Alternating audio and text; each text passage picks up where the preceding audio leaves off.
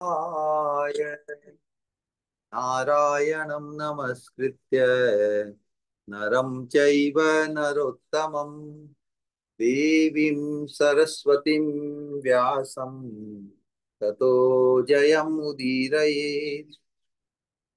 नष्टप्रायेषु अभद्रेषु नित्यं भागवत सेवया भगवती उत्तम श्लोके भक्तिर्भवती नैष्ठिकी।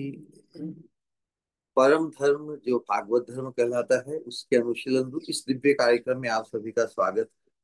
हम परम धर्म का निरूपण करने वाला जो अन्यतम प्रमाण रूप ग्रंथ श्रीमद् भागवतम, जिसमें कृष्ण प्रेम को ही परम पुरुषार्थ रूप में निरूपित किया गया है, उसी परम पुरुषार्थ रूप कृष्ण प्रेम के परमतम सोपान श्री राधा दास्यम रूपी अभूतपूर्व उत्कृष्टतम सौभाग्य में प्रतिष्ठित करने हेतु, अथवा तो उस सौभाग्य से हमारा जो कि बिल्कुल अभूतपूर्व है, अनंत काल से जिसे लोक में जिसको प्रकाशित नहीं किया, स्वयं भगवान चैतन्य महाप्रभु, उसी उसी परम पुरुषार्थ राधा दास्य, मतलब परम पुरुषार्थ कृष्ण प्रेम के ही परमतम सोपान राधा दास्यम के कारण ही उनकी जो महावदान्यता कहलाई। तो महाप्रभु की महावदान्यता से हम भी पूर्ण लाभान्वित हो, इसी संकल्प को लेकर, इसी आकांक्षा को मद्देनजर रखते हुए ये वर्तमान अनुशीलन है। क्यों राधा दास्यम कृष्ण प्रेम का परमतम सोपान है? क्योंकि ये जो सौभाग्य है ये बड़ा अनूठा है, अद्वितीय है। और महावदान्यता कहने का तात्पर्य है कि जो उच्च से उच्च स्वरूपानुरूप अधिकार, हमारा जो स्वरूप है, हमारे स्वरूप के अनुरूप जो उच्चतम अधिकार या सौभाग्य है, वो हम जैसे पतित निम्नतम जीवों के लिए महाप्रभु ने संभव बनाया।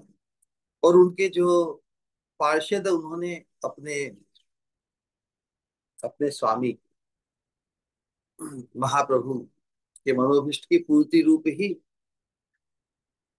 साधकों के लिए, साधक अर्थात अपक्व अवस्था, अजात रति अवस्था जो हमारी प्राय हम सबकी है वर्तमान अवस्था में, उस अवस्था से जात रति किस प्रकार हमारे हृदय में भाव का अंकुर, आसक्ति, उस दिव्य वस्तु के प्रति लोभ जागृत हो। क्योंकि जब लोभ एक बार जब दिव्य वस्तु के प्रति जागृत हो जाता है तो लोभ ही उसकी पुष्टि और सिद्धि का कारण बन जाता है। तत्र लौल्यम अपि मूल्यम एकलम जन्म कोटि सुकृत न लभ्यते। तो राधा कृष्ण की जो निकुंज लीला के अंतर्गत जो विलास माधुरी प्रकाशित होती है, राधा कृष्ण युगल मूर्ति भगवान का जो स्वरूप है, क्या है वो? उज्जवल रस है। राधा कृष्ण एक आत्मा दुई देह धरी अन्योने विलसे। जो जैसे एक परमा नायक और परम नायिका, एक नायक और नायिका जब परस्पर मिलित होकर परस्पर का स्पर्श, आलिंगन, चुंबन, स्पर्श, मर्दन, जो कुछ भी रति क्रीड़ा के अंतर्गत एक नायक और नायिका के बीच में घटित होता है, ये चिन मिथुन, चिन मिथुन, नित्य मिथुन, नित्य युगल जो प्रेम रस का आस्वादन करते हैं, उस अवस्था में उस उनकी जो रूप माधुरी, भाव माधुरी और विलास माधुरी, सभी माधुर्या मिलकर परम उत्कर्ष को प्राप्त, उस अवस्था में उनका दर्शन, और साथ ही जब वो एक दूसरे में खोए रहते हैं, उस अवस्था में समय स्थान उचित सेवा का सौभाग्य। कहने का तात्पर्य है राधा रानी की अंतरंग बनकर ही उनकी विश्वस ये नित्य संगिनी बनकर, नित्य प्रिय संगिनी बनकर ही हम, मंजरी बनकर ही हम उस भाव राज्य में, उस प्रेम राज्य में, उस विलास कुंज में हम सेवा, अंतरंग सेविका के रूप में हमारा प्रवेश संभव है। अब देखिए ना, राधा कृष्ण ये नित्य युगल है, लेकिन प्रीति की परिपाटी कितनी विचित्र। योग माया ने उस रसास्वादन को बढ़ाने के लिए, रस रूप बनाने के लिए, रस रूप कब बनता है? जब कोई भी अनुभव नूतन अनुभूत हो। तो राधा कृष्ण नित्य युगल, अनंत काल से होते हुए भी प्रत्येक बार उनका जो मिलन होता है, वो पहली बार ही मिल रहे ऐसा उन्हें अनुभव होता है। ये बड़ी गजब की बात है।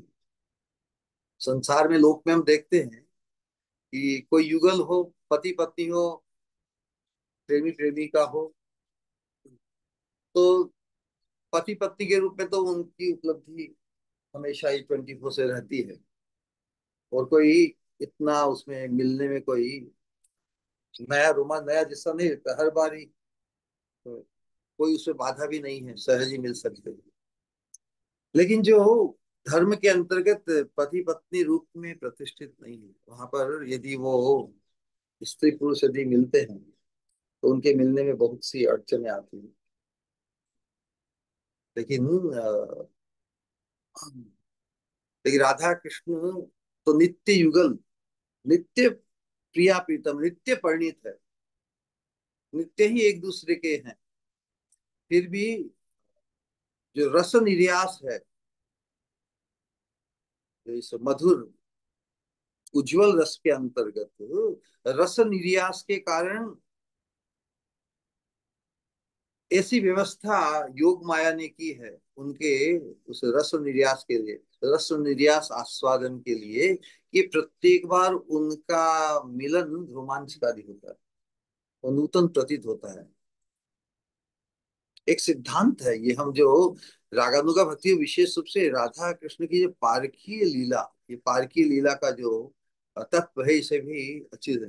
भगवान के साथ तो, भगवान के लिए कोई पार का ही नहीं, भगवान के लिए तो सभी कोई स्वयं उनके ही है। तो राधा रानी भी क्या पारकी है, या गोपिया क्या पारकी नहीं? लेकिन योग माया ने उनकी मिलन का रोमांच और रसमय बनाने के लिए ऐसा घटित किया है ब्रज की लीला के अंतर्गत। जैसे राधा ने किसी अन्य गोप से परिणित है, अन्य गोपियां और सखी मंजियां भी किसी गोप, लेकिन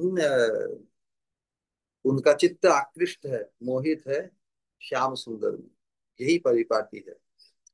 अब चूंकि लौकिक दृष्टि से तो यदि परिणित स्त्री किसी अन्य पुरुष से मिलित होने की यदि इच्छा भी करे, तो बड़ा निंदनीय होता है।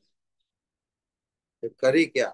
एक नाटक में विचार कीजिए, ऐसी अवस्थाओं के, भले वो पति पत्नी हो, लेकिन उन्हें ऐसा रोल करना पड़ता है जिससे वो पति पत्नी नहीं है।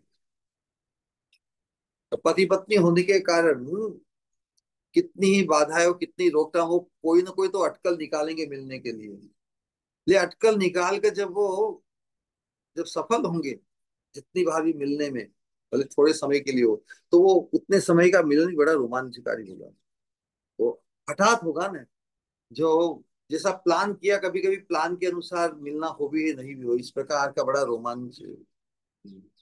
तो रस शास्त्र में भी एक सिद्धांत दिया है कि जिस रति या प्रेम में लोक दृष्टि से तथा धर्म दृष्टि से बहुत रुकावट हो,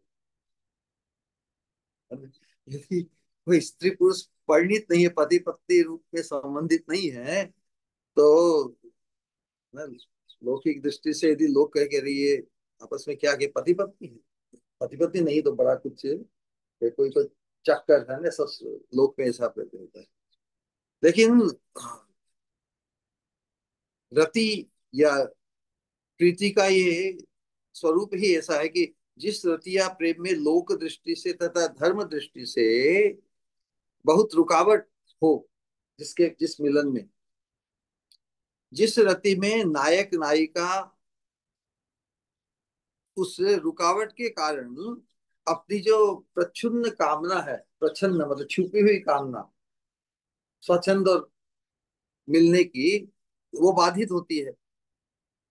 दोनों की जो प्रच्छन्न, जो कामुकता है एक दूसरे के प्रति, वो छुपी ही रहती है, खुलेआम उजागर नहीं हो पाती, क्योंकि लोक बाधा है, धर्म बाधा है।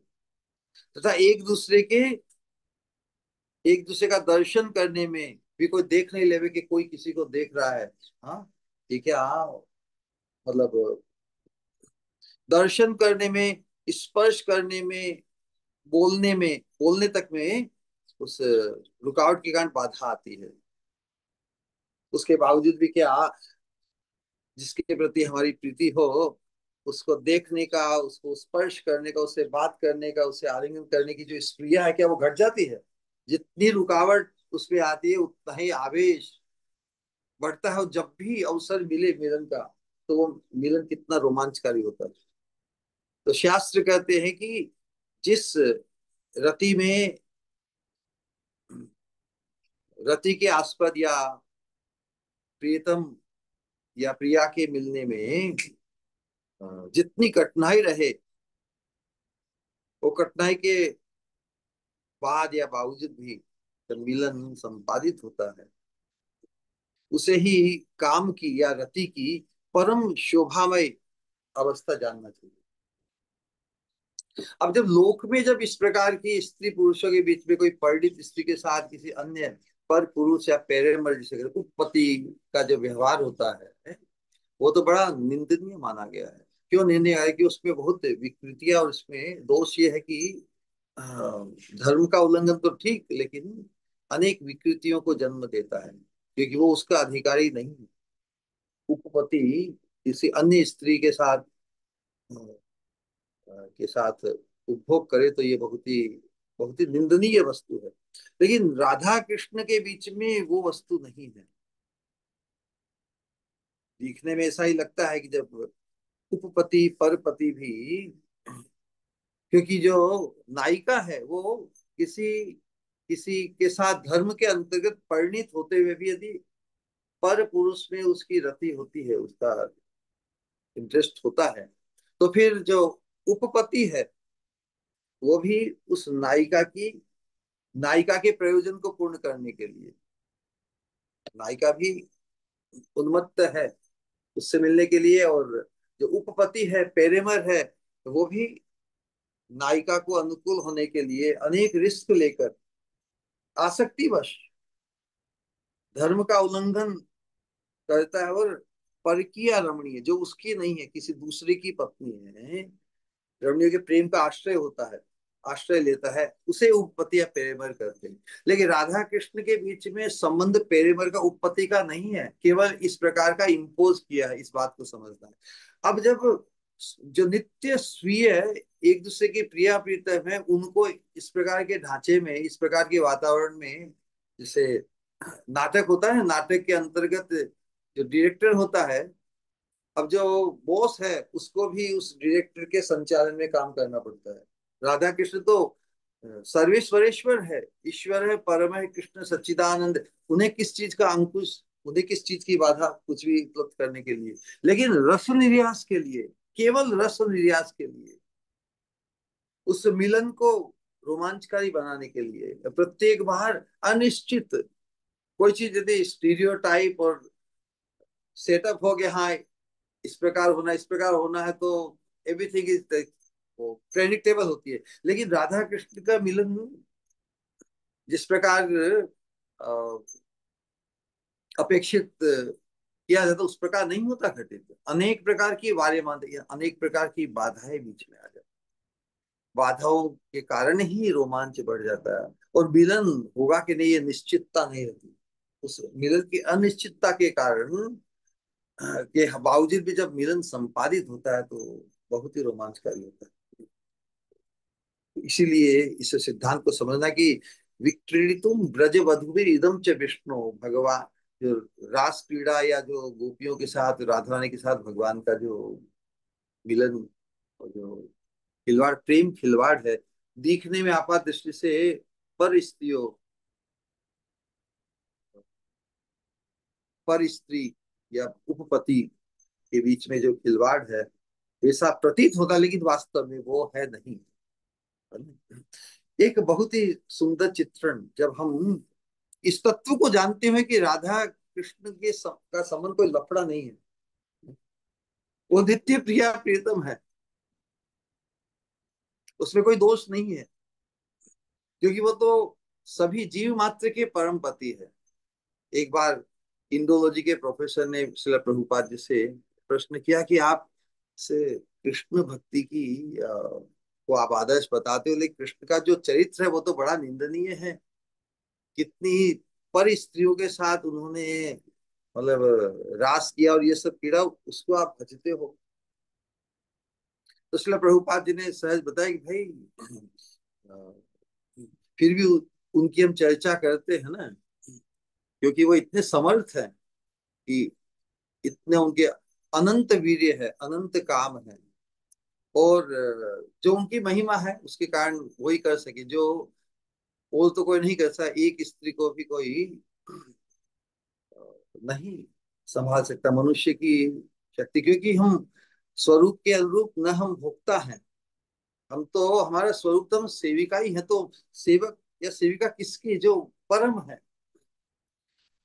राधा कृष्ण की मधुर ये जो प्रेम क्रीड़ाओं का जो व्यवहार है, इसका श्रवण करने से श्रद्धा पूर्वक ये विष्णु की भगवान की क्रीड़ा है। तो भगवान की क्रीड़ा कितनी अद्भुत, कितनी अनंत है कि उनकी क्रीड़ा तो वो करे, रसास्वादन साक्षात वो करे, उसका श्रवण कीर्तन करने में हमें इतना आह्लाद, इतना आनंद हो कि हम खुद की क्रीड़ा जो संसार में अनंत जन्मों से हम रति क्रीड़ा या जो स्त्री पुरुष और परस्पर को मानकर हम जो आवेश जो रहता है, उस आवेश में हम आबद्ध हैं। लेकिन राधा कृष्ण की रति क्रीड़ा का श्रवण करके हम उस उस वासना से, उस ग्रंथि से मुक्त हो जाते हैं। इतना उसका प्रभाव है। जिस प्रकार बहुत उच्च स्तर पे कोई क्रीड़ा चल रही हो, कोई स्पोर्ट्स चल रहा हो, है ना, तो उन खिलाड़ियों के कंपटीशन को देखकर हम देखने वालों को इतना रोमांच, इतना आनंद आता है कि हम खुद का खेलना छोड़ देते हैं ना। कोई बहुत बड़ा मैच चल रहा हो तो उस समय लोग खुद खेलने नहीं जाते, बल्कि अपने अपने खेल को छोड़कर दूसरों के खेलने में इतने मग्न हो जाते कि वो इतने हाई स्तर पर खिलवाड़ चल रहा है। उस जगह हम जाएंगे तो हमें तो चोट लग जाएगी, हम उस स्तर पे नहीं संभाल सकते, हमारी औकात बहुत भिन्न है। तो यही समझाने के लिए राधा कृष्ण की लीला का प्रकाश इसीलिए है, जिससे हमें ये बोध हो जाए कि हम नायक नायिका नहीं है, हम तो सेविका है। हमें उनकी उनकी जो विलास माधुरी संपादित होती है, उनकी विलास माधुरी का में दर्शन कीर्तन श्रवण मिलता रहे, उसी में हम अपने वास्तविक स्वरूप से परिचित हो जाएंगे, हम उनकी किंकरी हैं। तो देखिए एक अद्भुत उदाहरण, जब हम भगवान के इस तत्व को समझकर वर्णन करते हैं तो पारकीय रस किस प्रकार है उसका श्रवण करके हम भगवान में फिर दोष नहीं देखेंगे। हम देखेंगे वाह कितना रोमांचकारी है, इतने पापर बेड़ने पड़े भगवान को भी, और राधा रानी जो सर्वेश्वरेश्वरी है उनको भी इन बाधाओं को झेलना पड़ा। भगवान को क्या बाधा, अरे भगवान तो सबकी बाधाओं उसको मिटाते हैं, वो सबके कष्टों का हरण करते हैं, वो हरि है, और उनको इतनी बाधाओं को झेलना पड़ता है। वो तो सर्वसमर्थ होते हुए भी योग माया के संचालन में रस निर्यास आस्वाद, क्योंकि वो परम रसिक है। वो रसास्वादन के लिए नूतन अनुभूति, प्रत्येक मिलन, प्रत्येक क्रीड़ा में उनको नयापन लगे, इसके लिए ये अटकल है। तो जहां जहां बाधा उत्पन्न होती है तो कोई भी स्टीरियोटाइप, ऐसा नहीं कि इस दिशा में गए इस दिशा से ये, प्रत्येक बार उनके मिलन की जो परिपाटी वो नई नई है, उसको कोई प्रेडिक्ट नहीं कर सकते। अनप्रेडिक्टेबल होने के कारण अनेक बाधाओं की संभावना, अनेक always a possibility of unavailability. कभी कभी राजधानी उपलब्ध नहीं हो पाती बहुत कारण से, बहुत बार श्याम सुंदर उपलब्ध नहीं हो पाते, तो हमेशा वो एक रोमांच, एक एक क्या कहते हैं कुतूहल बना रहता है, एक असमंजस अवस्था। कि मिलना होगा कि नहीं, होगा कि नहीं, कुछ बाधा तो नहीं आएगी, कोई देख नहीं लेगा, कुछ अड़चन आ जाएगी, इस प्रकार की परिपाटी। जिस प्रकार जैसे संसार में कभी कभी जो, जो उल्टे सुलटे जो संबंध पर स्त्री के साथ या पर पुरुष के साथ होते हैं, दिखने में ऐसे प्रतीत होते हुए भी राधा कृष्ण के, लेकिन वो पर स्त्री या पर पुरुष के साथ गमन नहीं है। वो तो स्वीय, परम स्वीय नित्य ही हो। जब निकुंज बंदी में उनका मिलन संपादित होता है, तब वो उनकी वो चिंता थोड़ी होती कि कोई हमें देख लेगा, कोई खबर पड़ेगी। वो तो परम स्वीय स्वीय बनकर ही विराजमान है। एक उदाहरण के द्वारा किस प्रकार ये रसमय बनता है, उपपति भाव का उदाहरण किस प्रकार राधा कृष्ण की लीला में घटित होता है, ये कितनी रोमांचकारी बात है। इसलिए हमें भगवान के स्वरूप को मद्देनजर रखते हुए इसका अनुभव करना चाहिए। तो पद्यावली में श्री हरि कवि का एक उक्ति है, उन्होंने राधा कृष्ण की लीला के चिंतन के अंतर्गत क्या चिंतन किया, देखिए। श्री वृंदा ने श्री पौर्णमासी को विगत रात्रि में, लास्ट नाइट क्या हुआ कि वृंदा देवी है, ये वृंदावन की अधिष्ठात्री है, उन्हें सब कुछ इस कॉर्नर में वृंदावन में क्या हो रहा सब उन्हें विदित है, वो देख रही है। और पौर्णमासी है योग माया, योग माया के संचाल में पूरी पूरी व्यवस्था चल रही है। Vrinda Devi is a witness of everything. तो श्री वृंदा देवी ने श्री पौर्णमासी को विगत रात्रि में श्री श्री राधा कृष्ण की पराधीनता की बात बताते हुए कहा, राधा कृष्ण जो सर्वेश्वरेश्वर, वो पराधीन किसी के, हाँ एक दूसरे में अनुरक्त होके ठीक है, लेकिन वो पराधीन और किसी से। तो वो उनकी पराधीनता की बात बताते हुए कहा कि हे देवी, कौन, वृंदा देवी साक्षात विटनेस होकर पौर्णमासी को बता रही, देखो लास्ट नाइट क्या हुआ। हे देवी, गत रात्रि को श्री कृष्ण श्री राधा को मिलने के लिए गए छुप कर रात्रि में, और उसके प्रांगण में कहा गए, राधा रानी के ससुराल, ससुराल कहाँ है, यावत, राधा रानी के ससुराल पहुंच गए। और उसके प्रांगण में जो बेर का वृक्ष है उसकी आड़ में खड़े होकर बार बार कोयल आदि पक्षी जैसी ध्वनि करने लगी। पहले ही नक्की कर लिया था कि मैं शाम को आऊंगा, और जब सब निद्रा मग्न होंगे, सब काम काज से, कोई कोई ध्वनि नहीं, उस समय में कोयल की ध्वनि करूंगा, तुम समझ जाना कि मैं ही आया हूँ। तो राधा रानी को संकेत मिल गया कि श्याम सुंदर आ गए। राधा रानी परम उत्कंठित है श्याम सुंदर से मिलित होकर वहां से भाग जाने के लिए, हम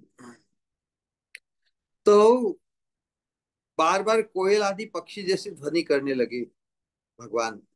संकेत अनुसार श्री राधा जब किवाड़ खोली, किवाड़ खोलने के लिए उठी,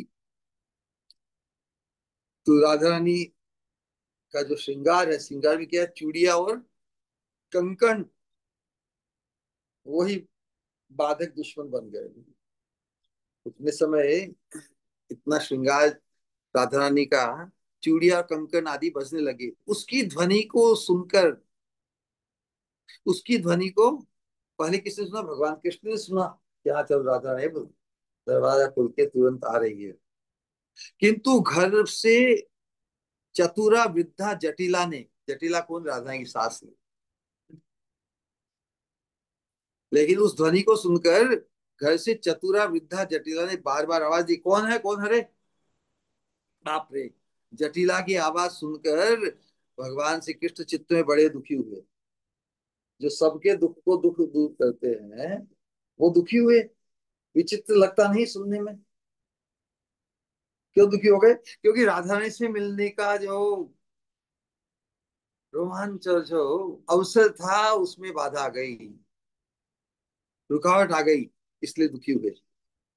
किससे मिलने में बाधा आने से रुकावट आई, अब बोलो। भगवान तो सबकी रुकावट बाधाओं को दूर करते हैं, परम सक्षम है, इच्छा मात्र से। लेकिन यहाँ पर परिपाटी कैसी है इस रसन्यास के अंतर्गत, भाई खुलेआम नहीं मिल सकते।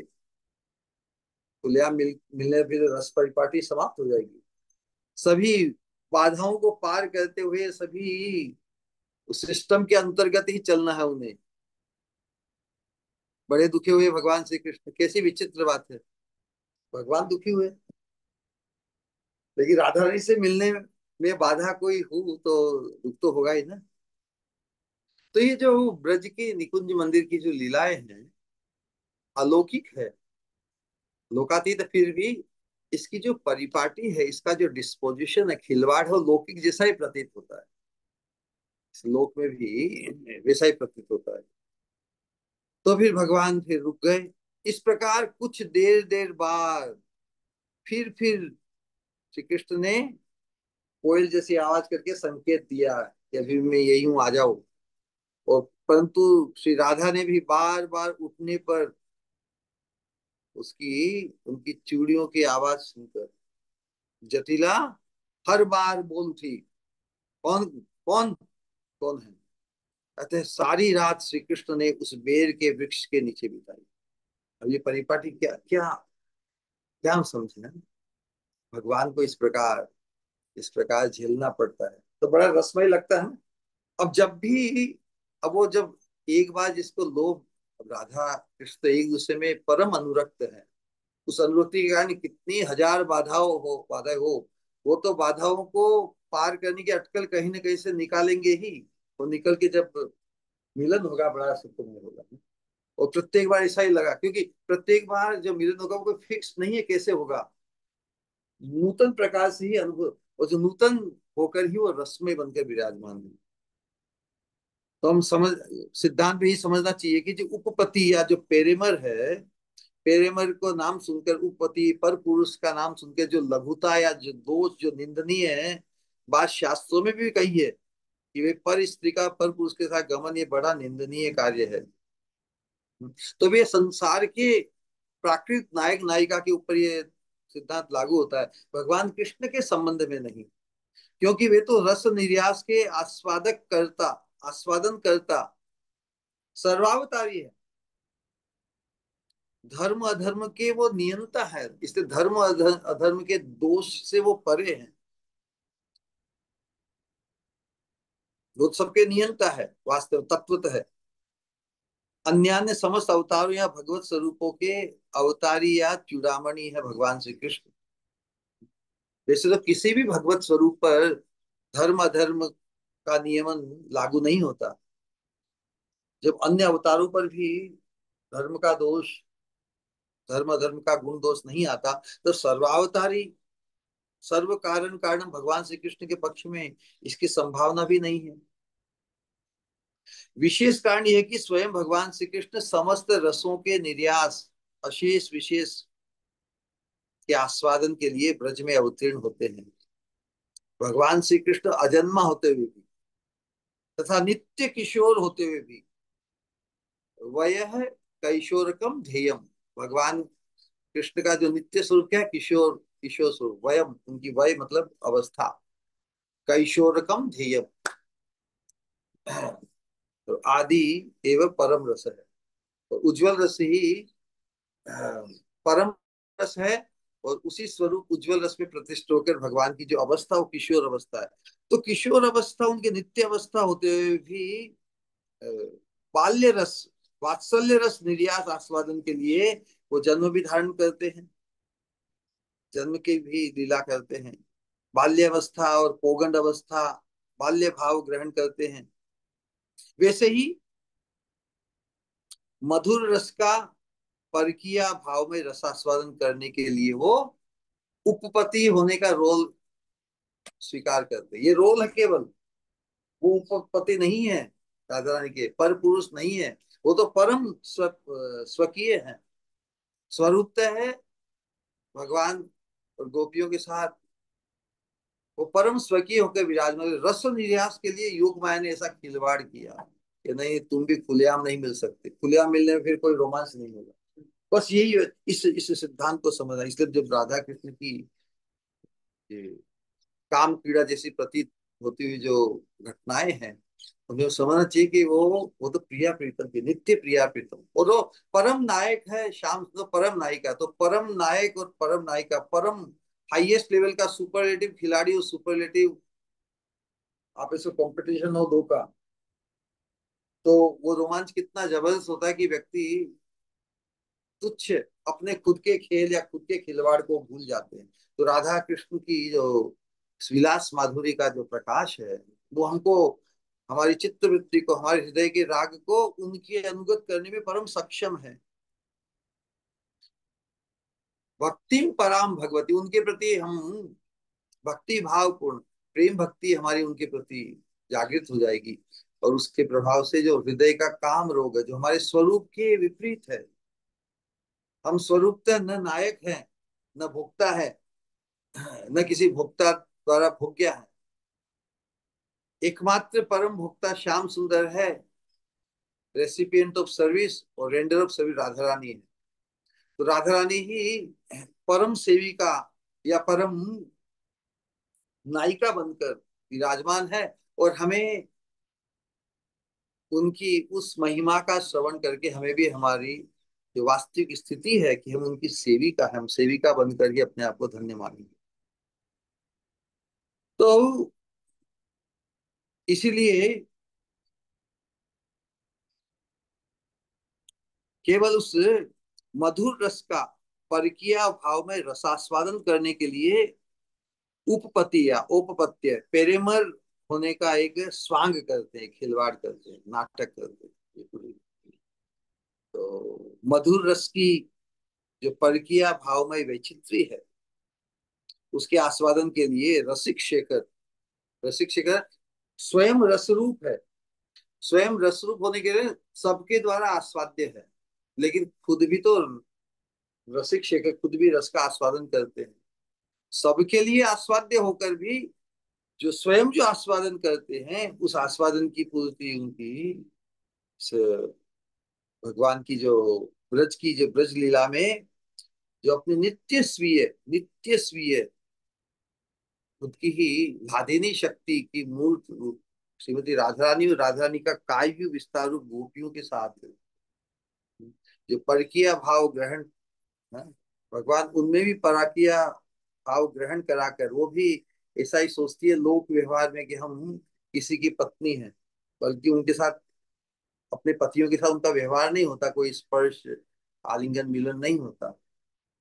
उनकी पूर्ण अनुरक्ति श्याम सुंदर में होती है, लेकिन श्याम सुंदर से मिलन के लिए अनेक बाधाओं को उनको पार करना पड़ता है।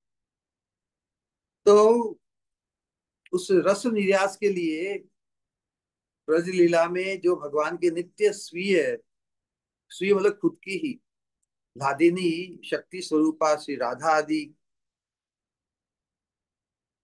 गोपियों को परकिया भाव ग्रहण कराकर मधुर रस का रस निर्यास आस्वादन करते हैं। अतः भगवान श्री कृष्ण के संबंध में ये दोषारोपण करना कि वो उपपति है, उपपति नहीं है, इस प्रकार की भाव परिपाटी, इस प्रकार की व्यवस्था की गई है। वास्तव में उपपति नहीं है, वो तो नित्य स्वीय पति है, इसलिए उनमें कोई दोष नहीं है।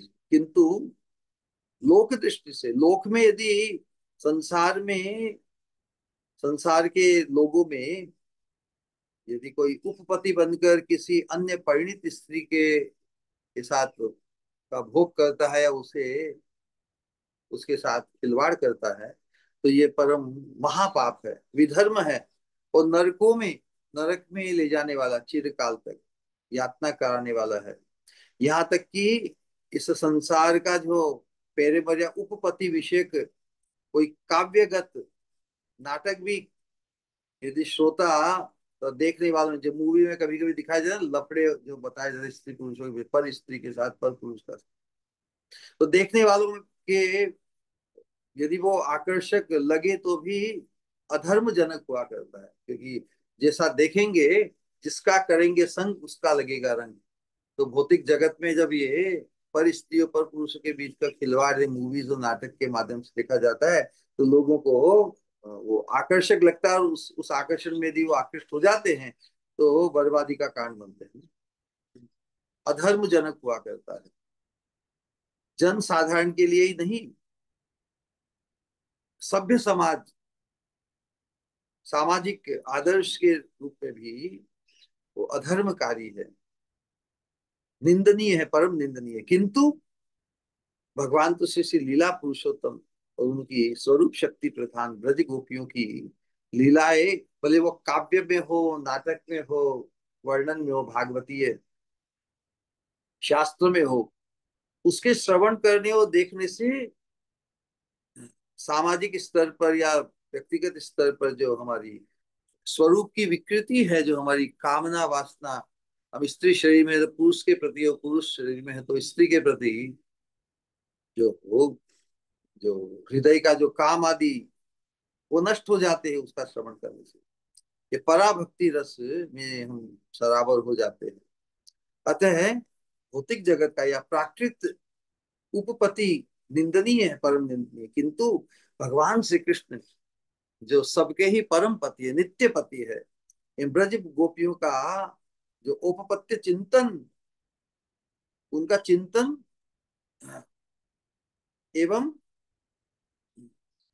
वो चिन्मय है और अनिंद्य है, उसमें कोई निंदनीय नहीं बल्कि परम वंदनीय है, परम श्लाघनीय है।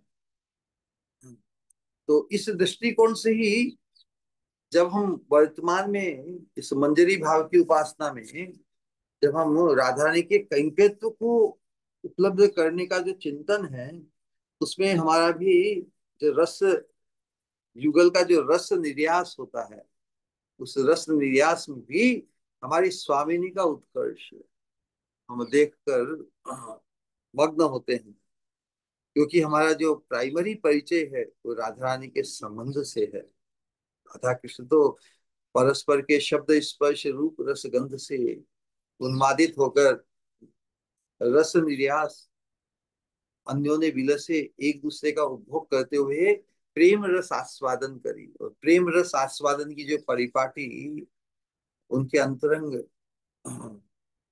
जिन्हें साक्षात उसका दर्शन चिंतन प्राप्त होता है, उन्हीं महत पुरुषों की परिपाटी या परंपरा के अंतर्गत हमें भी उस चिन्मय राज्य में से संलग्न होने का अवसर दिया जा रहा। तो उसी चिंतन के अंतर्गत हम इस साधक अवस्था में तो हमें राधा कृष्ण के चिंतन में उनके उनके तत्व से परिचित होना भी बहुत आवश्यक है। अन्यथा यदि हम भी उन्हें लौकिक स्तर पर स्त्री पुरुषों के बीच की जो निंदनीय पर स्त्री पर पुरुष के साथ जो पीड़ा है, उस प्रकार का सोच सोचना भी नहीं चाहिए। तो श्रील प्रभुपाद जी ने उस व्यक्ति को कहा, इतनी स्त्रियों के साथ विहार किया, जो भगवान है, लेकिन उस व्यक्ति को संतोष नहीं हुआ। प्रभुपाद ने कहा कि लेकिन वो तुम्हारी पत्नी के साथ तो नहीं नाचे। प्रभुपाद ने कहा कि तुम्हारी तुम्हारी पत्नी का ऐसा सौभाग्य नहीं कि कृष्ण उनके साथ नाचे। तो कहने का तात्पर्य यही है कि जो सौभाग्य ब्रज सुंदरियों को प्राप्त हुआ, वो तो ब्रज सुंदरिया भगवान की कितनी अपनी अंतरंग है। तो इसीलिए जो भगवान को परमानंदित करने में परम समर्थ है, परम सक्षम है, उन ब्रज सुंदरियों में भी जो परमा सुंदरी हमारी स्वामी श्रीमती राधिका रानी, इस प्रकार उनके प्रेम और जो रसास्वादन श्याम सुंदर को, जो स्वयं रसरूप है, जो स्वयं गोविंद है, सभी की इंद्रियों को आनंदित करने में परम सक्षम है, उनको अपनी रस रूपता और गोविंद रूपता का परिचय कराती है, वो है हमारी स्वामी। तो उसी के अंतर्गत ये जो चर्चा परिपाटी हमें समझनी चाहिए कि हम जिस विषय वस्तु में हम इस अनुशीलन में डूब रहे हैं, वो साधारण नहीं है। इस चीज को बार बार हमें अपने आप को समझाना होगा, क्योंकि हम अनंत जन्मों की ये जो विकारग्रस्त ग्रंथि है, उसमें हमारा जो संसार में जो लौकिक स्त्री पुरुष के प्रति जो भोग बुद्धि को लेकर जो आकर्षण है, इससे हम किस प्रकार अल्टीमेटली मुक्त होंगे, निवृत्त इष्टा, इस भव बंधन भव बंधन का जो कारण, इस भव बंधन ग्रंथि से हम कैसे छूटेंगे, जब तक हमारा जो चिंतन है वो उस चिन्ह मिथुन राधा कृष्ण की विलास माधुरी और उनका जो परम आनंद प्रदान करने वाला जो चिंतन है, उसमें हम अपने आप को अ, नहीं डुबोएंगे। तो इसीलिए हमारी हम किस प्रकार उसकी अनुभूति करते हैं, किस स्तर पर हमारी श्रद्धा उस उस तरफ आगे बढ़ती है, क्या हमारा उसके प्रति लोभ जागृत हो जाता है, तो फिर लोभ ही हमें ठेठ तक पहुंचा देगा, ले जाएगा, फिर हम पीछे हटेंगे नहीं। तो पिछले सत्संग में हमने ये दिखा कि जब राधा रानी का स्नान करने के बाद में गीले वस्त्रों को उतार कर अब अंग पोंछ रही है किंकरी,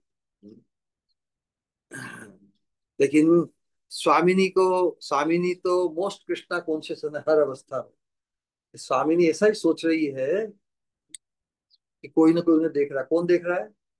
अरे भाई, जिसकी वो सोच रहे हैं वही देख रहा होगा। स्वामिनी के चित्त में श्याम सुंदर छाए हैं, लेकिन फिर भी वस्त्र धारण करने के समय स्वामिनी चारों ओर देख रही है। लगता है सुंदर, उनके सुंदर श्याम ने उन्हें देखा है या देख रहे हैं या देख लिया है। तो इर्द गिर्द दिखाने के बोले इधर इधर उधर ही है। फिर किंकरी भी देखो ना, नीली साड़ी पहनाकर, तो स्वामिनी भी नीली साड़ी देखकर श्याम का उद्दीपन होता है उन्हें। राधा तो है ही कृष्णमयी, कृष्णमयी, कृष्ण जार अंतरे बाहिरे, जहां जहां नेत्र पड़े राधा रानी के अंतर नेत्र, वो आंख आंख बंद करके भी अंतर चक्षु से देखते उन्हें कृष्ण ही भासते हैं सर्वत्र। और बाहर भी नेत्र पड़े तो उन्हें तो स्फूर्ति कृष्ण की होती है। स्फूर्ति किसे कहते हैं? स्फूर्ति मतलब indication of, strong indication of someone's presence, किसी की उपस्थिति का स्ट्रॉन्ग इंडिकेशन हो। जैसे अभी कृष्ण को देखा, कोई हिलता है, कोई पत्ता कुछ।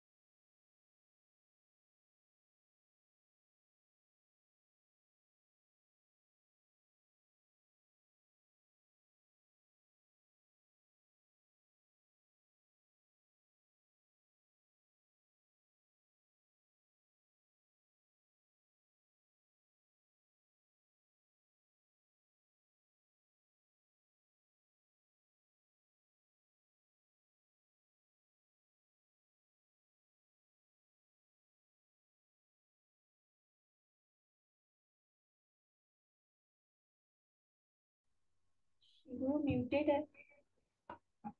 हरे कृष्ण हरे कृष्ण। एनीवे, तो श्याम सुंदर जो नील वस्त्र नील वस्त्र भी श्याम का उद्दीपन देता है राधा रानी को। तो जैसे श्याम सुंदर के उद्दीपन से लज्जावती स्वामिनी, जैसे उस वस्त्र को ही वस्त्र को ही लज्जा रूपी वस्त्र से अपने अंगों को उन्होंने ढक लिया। फिर जब अंतिम वस्त्र जो ओढ़नी है ऊपर, ओढ़नी देगी किंकरी, लेकिन ओढ़ने के लिए हाथ बढ़ाया किंकरी ने, तो कुछ नहीं मिला, स्फुरन का विराम हो गया। विलाप करते हुए स्फूर्ति में जो प्राप्त सेवा के लिए अपनी स्वामिनी के चरणों में जो प्रार्थना की, उसी का कंटिन्यूशन आगे फिर बढ़ता है, जिसमें अब बाद में वस्त्र धारण के बाद में कौन सी सेवा आएगी? वेणी बंधन की सेवा का आज अद्भुत निरूपण किया है। अभिषेक राधा रानी का पिछले श्लोक में किया, स्वामी जी के अंग पहुंचकर, है ना, जो उनके नितंब क्षेत्र में लाल वस्त्र धारण कराया, ऊपर नील वस्त्र की, नील वर्ण की साड़ी पहनाई, और बाद में जो अंतिम वस्त्र जो ओढ़नी को, उस समय तो स्फूर्ति में विराम आया तो हाहाकार मच गया। और कहाँ पर विराजमान? कुंड तट पर ही विराजमान है, रोदन कर रहे हैं कि अभिष्ट सेवा देकर जो सेवा छूट गई, जैसे प्राप्त, बड़ा धन प्राप्त करके जैसे हो जाए तो कैसी, तो पुनः उसे पाने के लिए बहुत ही आतुर, बहुत आतुर होकर कब मेरी आशा पूरी होगी। तो साक्षात सेवा के अभाव में उत्कंठा से उनका चित्त बड़ा ही दुखी है, विगलित है।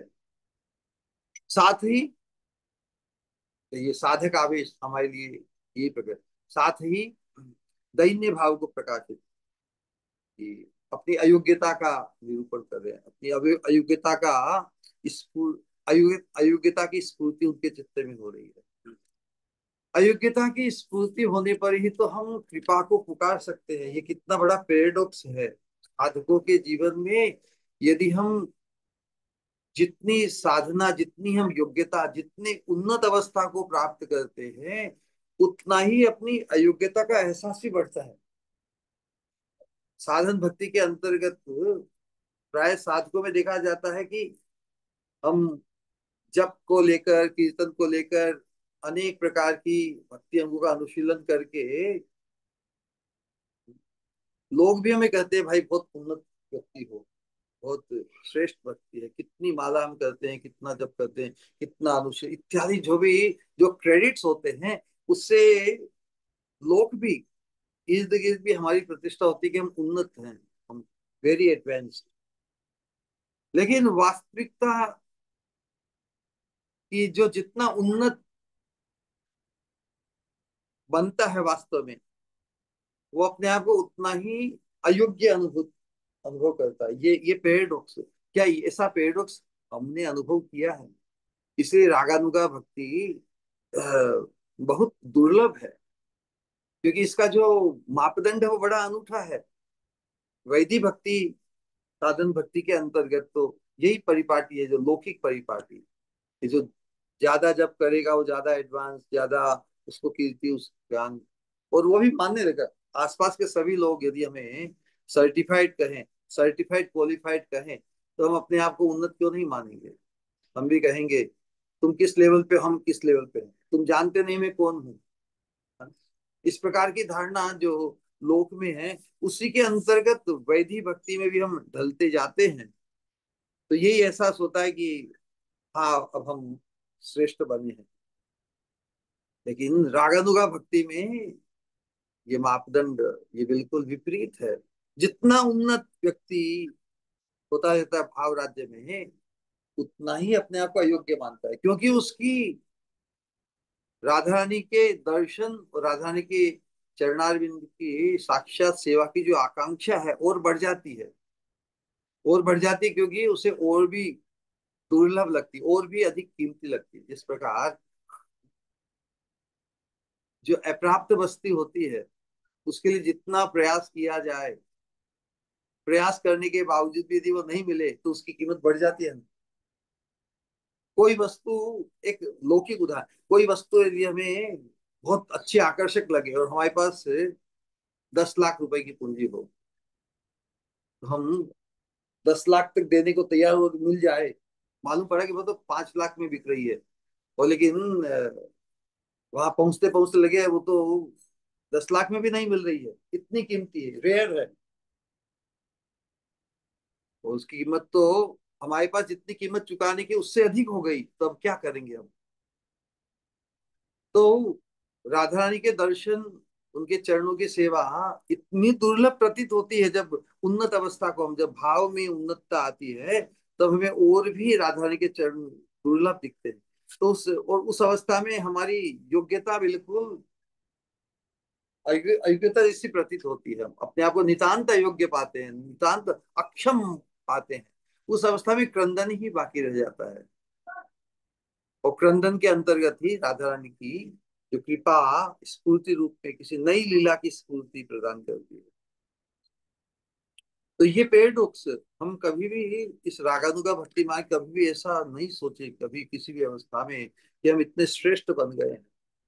हम we can not afford to think that we are better than anyone.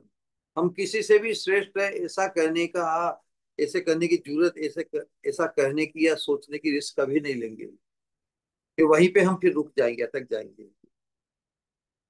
भगवान कहेंगे अच्छा, तुमने पहचान लिया कि तुम श्रेष्ठ हो, तो then you are on your own. भगवान बड़े चतुर है। इसीलिए भगवान का एक लक्षण है कि वो भक्त में जो डेस्परेशन है ना, व्यग्रता, झंखना, भक्त के हृदय में उनसे मिलने की, उनके दर्शन की जो झंखना यदि सतत वृद्धिशील होकर विराजमान हो, तो वो उनको बहुत भाती है। और उस प्रकार की जो पुकार, लालसा, उत्कंठा है, उसी में ही पुनः नई स्फूर्ति रूप कृपा की प्राप्ति होती है। तो दैन्य के उदय होने से रघुनाथ दास गोस्वामी, या जो कहें तुलसी मंजरी, रति मंजरी, अपनी अयोग्यता का स्फुरन उनके हृदय में होता है, तो फिर क्रंदन ही आता है ना।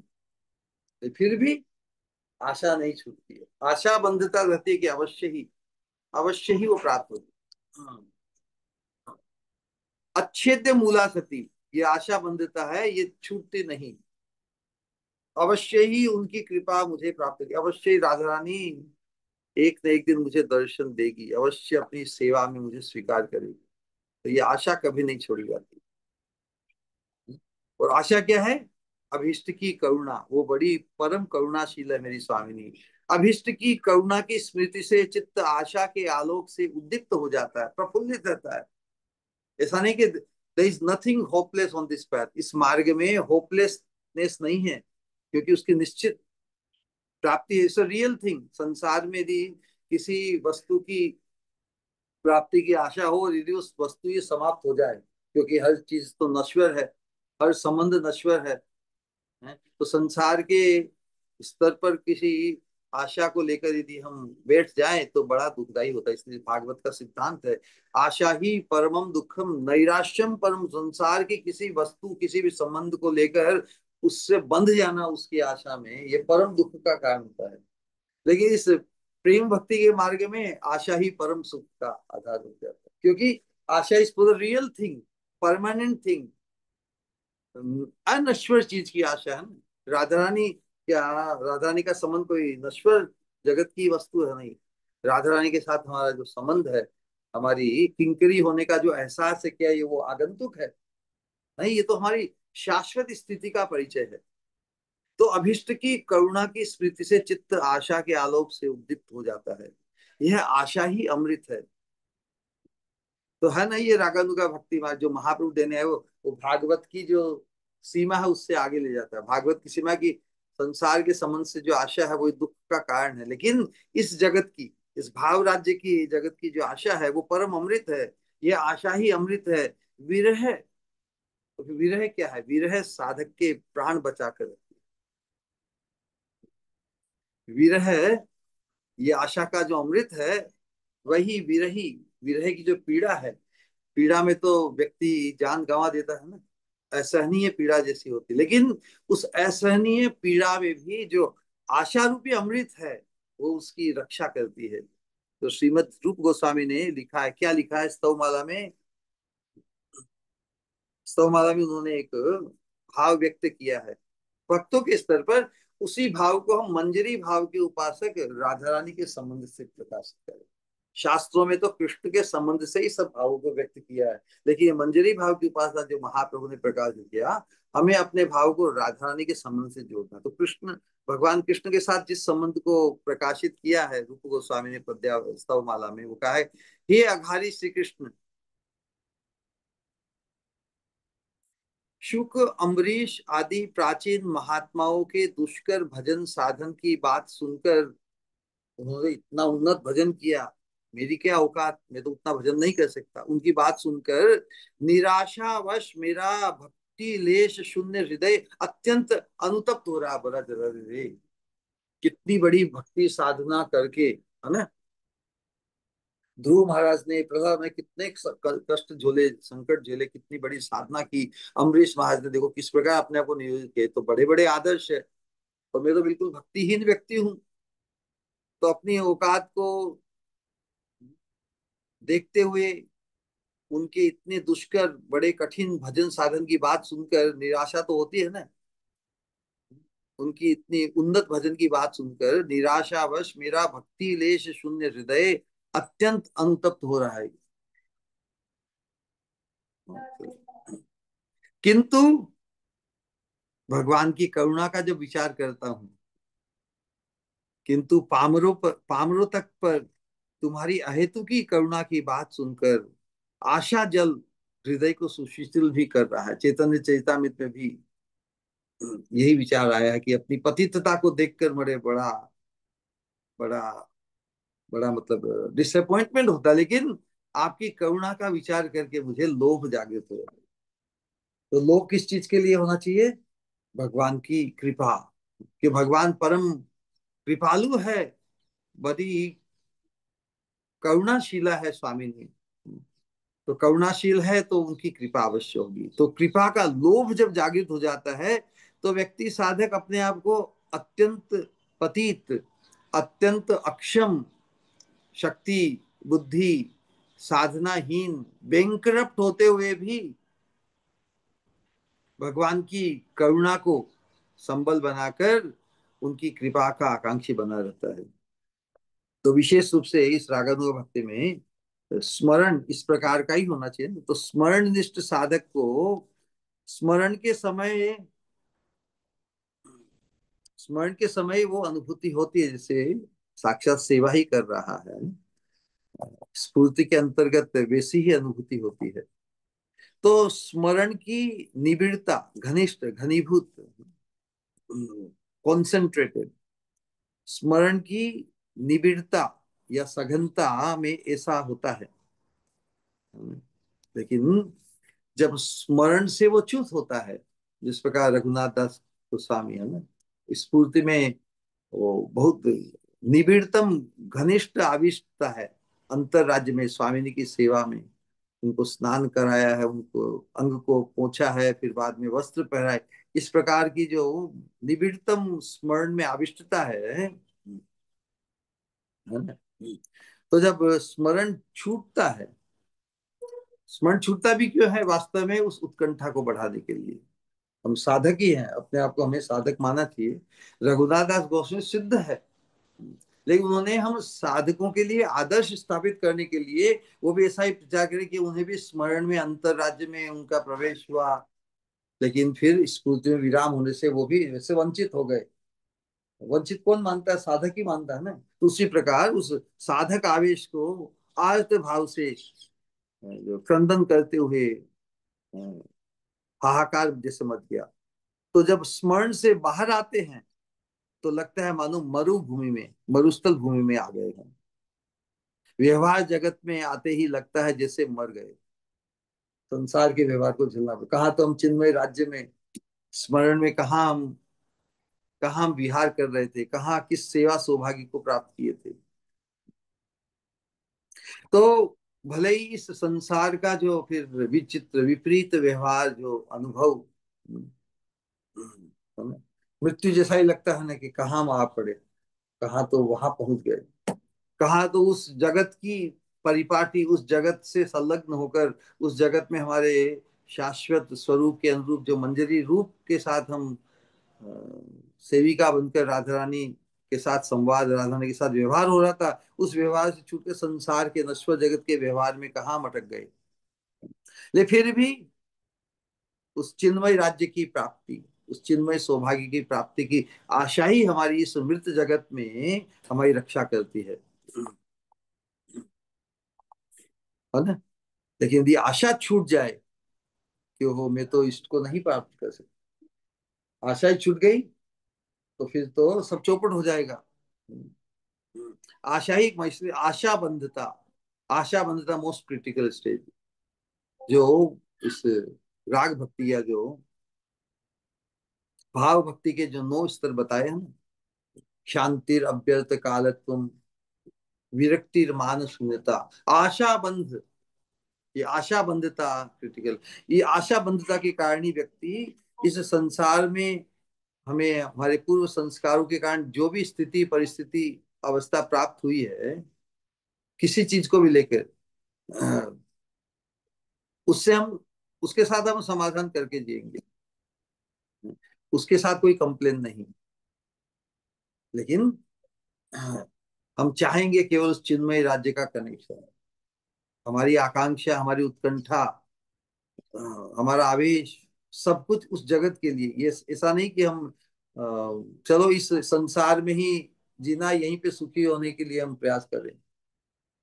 संसार में जो व्यवस्था हमें भगवान की कृपा से, हमारे संस्कार के कारण, पूर्व जन्मों के कर्म के कारण जो भी है, उसे हम कोसेंगे नहीं, उनके साथ हम समाधान करके रहेंगे, जो भी है उत्तम ही है। हमें तो जो महत पुरुष के अनुगत्य में आने से, सत्संग के अनुगत्य से हमें जो दिशा मिली है, चिन्मय, वो दिशा मिलने से जो गंतव्य राधा रानी के चरणारविंद, उस गंतव्य से हम अपनी बुद्धि को, बहिर्बुद्धि अंतर्बुद्धि दोनों से बोझिल नहीं होने देंगे। तो प्राप्ति की आशा तो साधक के हृदय में आसन बिछाकर बैठती है। हम अवश्य उस सौभाग्य को प्राप्त करेंगे, क्योंकि हम उनके अनुगत है जो उस सौभाग्य से संपन्न। ऐसी निष्ठा, ऐसी तो आ, हमारी श्रद्धा परिपक्व होनी ही चाहिए, अन्यथा हम इस अनुगत्य धर्म को सिद्ध नहीं कर सकेंगे। इसलिए ये बहुत क्रिटिकल है कि हमारी आशा का भरोसा कौन है, अनुगत्य धर्म, जिनके अनुगत्य में है वो परम सक्षम है उस चीज को प्रदान करने में। श्री राधा पाद सेवनामृतम अहो तद्दातु ईशो भवान, आप उस वस्तु को प्रदान करने में परम सक्षम हैं।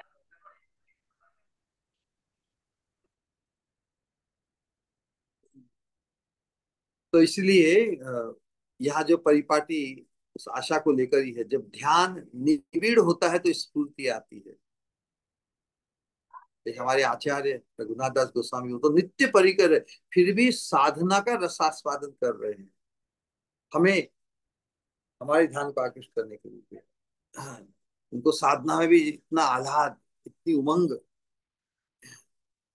जो उनका जो उल्लास है, वो हमारे लिए आदर्श बनकर विराजमान, विलाप करते हुए पुकार रहे हैं, हाँ स्वामिनी, अपने गुण से, मतलब अपने उदार स्वभाव में कृपा कर सेवा के राज्य में ले जाओ। इस पुकार में ही कृपा रूप में देखते देखते क्रमिक सेवा का स्फुरन जगा, चित्त मन सेवा राज्य में चला गया। उसमें क्या देखते हैं, स्वरूपाविष्ट श्रीपाद ने जो पिछली सेवा में श्रीमती को प्रसाधन कक्ष में, जहाँ पे गीले वस्त्र उतार कर नए वस्त्र पहनाते हैं, पुनः प्रसाधन कक्ष में ले जाकर पुनः पैर धुलवाए। श्रीअंग पोंछने के समय सिक्त केशों का, मतलब गीले केशों का जल सुकोमल वस्त्र लेकर निकाल चुके हैं। इस समय उनके आर्द्र, आर्द्र मतलब गीले, जिससे जल, केश पाश को सुगंधित अगरु धूप से, अगरु सुगंध से सुवासित करने के साथ साथ सुखा लेते हैं। कितनी परिपाटी युक्त सेवा, कितनी अद्भुत। अब ये जो उपासना है, इसमें तो करीब तो पहुंचता, उपासना का अर्थ ही होता है निकट। निकट नहीं पहुंचे राधा रानी के तो सेवा कैसे करेंगे? तो अंतस चिंतन में वो उनके निकट ही पहुंच जाते हैं। इस प्रकार का उल्लास, इस प्रकार का रोमांच हमें भी हो सकता है। प्रार्थना के अंतर्गत भी नरोत्तम दास ठाकुर जी ने इस प्रकार की ही चिंता व्यक्त की है। राधा कृष्ण से वो मुई जीवन मरणे, तार स्थान तार लीला देखो रात्रि दीने। जे स्थाने जे लीला करे युगल किशोर, सखी र संगीनी हैया ताहे हऊ भोर। सखियों के संग में, उनके आनुगत्य में रहकर मैं विभोर रहूंगी, इस प्रकार की आकांक्षा उन्होंने की है। किस उद्देश्य से? राधा कृष्ण से वो मुई जीवन मर, जीवन जीते हुए भी और जीना, जीते हुए भी उनकी सेवा में ही लगे रहना है, उनकी सेवा का ही चिंतन करना है, और मरना भी उसी के लिए है। तो दोनों अवस्था में ही जब एक ही लक्ष्य हो जाए तो वो व्यक्ति मुक्त हो जाता है। मुक्त व्यक्ति का क्या लक्षण? जीते हुए मरते हुए उस जीते हुए रहने में, या इस संसार में वर्तमान जीवन को छोड़ने में उसे कोई पक्षपाती नहीं है। बद्धावस्था में हमें कोई पूछा जाए तुम जीना चाहते हो मरना चाहते हो, हम वर्तमान जीवन को ही जीवन जीवन मानते हैं ना।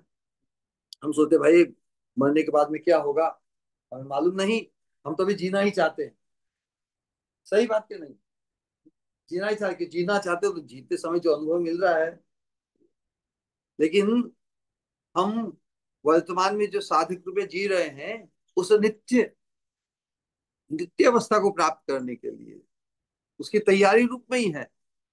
तो तैयारी करते समय यदि में बुलावा आ जाए क्योंकि फाइनल फाइनल हमारी पोस्टिंग हो गई है, ये अप्रेंटिसशिप है। वर्तमान जीवन हमारी साधना का ये अप्रेंटिसशिप है, ट्रेनिंग। ट्रेनिंग के अंतर्गत ही हमारे यदि भाव उन्नत हो गया और हमारा बुलावा आ गया फाइनल परमानेंट पोस्टिंग में, तो हम पीछे हट करेंगे। लेकिन हमारा उन्नत भाव नहीं बना, उस समय कह के चलो तुमको फाइनल पोस्टिंग ले लेते, हम तैयार नहीं होंगे। तो इसीलिए बताया है कि राधा कृष्ण सेवो मुहि जीवन मरण मुहि, जीते हुए भी और मरना भी उसी के लिए है। जीवन मरण गति आर नहीं मोर, यही मुक्त व्यक्ति के लक्षण है। तारे स्थान तारा लीला देखो रात्रि दिन, उन्हीं के स्थान में उन्हीं की लीला का रात दिन देखने की स्पृहा। जे स्थाने जे लीला करे युगल किशोर है। तो वहां तो सखी संगिनियों के, सखी रे संगिनी या सखियों की संगिनी होकर ललिता विशाखा आदि जत सखी वृंद आज्ञा करीबो सेवा चरणा, इसी भाव को व्यक्त किया है। सखी र संगिनी हैया ताहे हऊ भोर। तो इस प्रकार की स्मरण परम वांछनीय है। तो स्मरण निष्ठ साधक सेवा चिंतन में विभोर या तन्मय रहेंगे, अर्थात साक्षात सेवा की तरह ही स्मरण सेवा के अनुभव रस में मग्न होंगे। इस स्मरण को हमारे जीवन में लाना ही होगा। स्मरण का अर्थ ही है मानस संग, अंतस्थित या मन से मानसिक सेवा जो है ना, उसकी बात यहाँ पे कही जा रही है।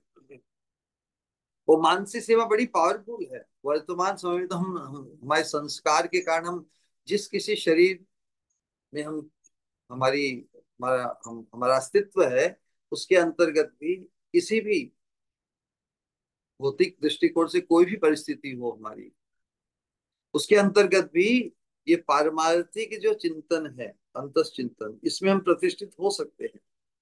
और बहुत से उदाहरण शास्त्रों में और भक्तों के दिए हैं। विशेष रघुनाथ दास गोस्वामी का जो अंतस चिंतन वो भी बहुत प्रसिद्ध है।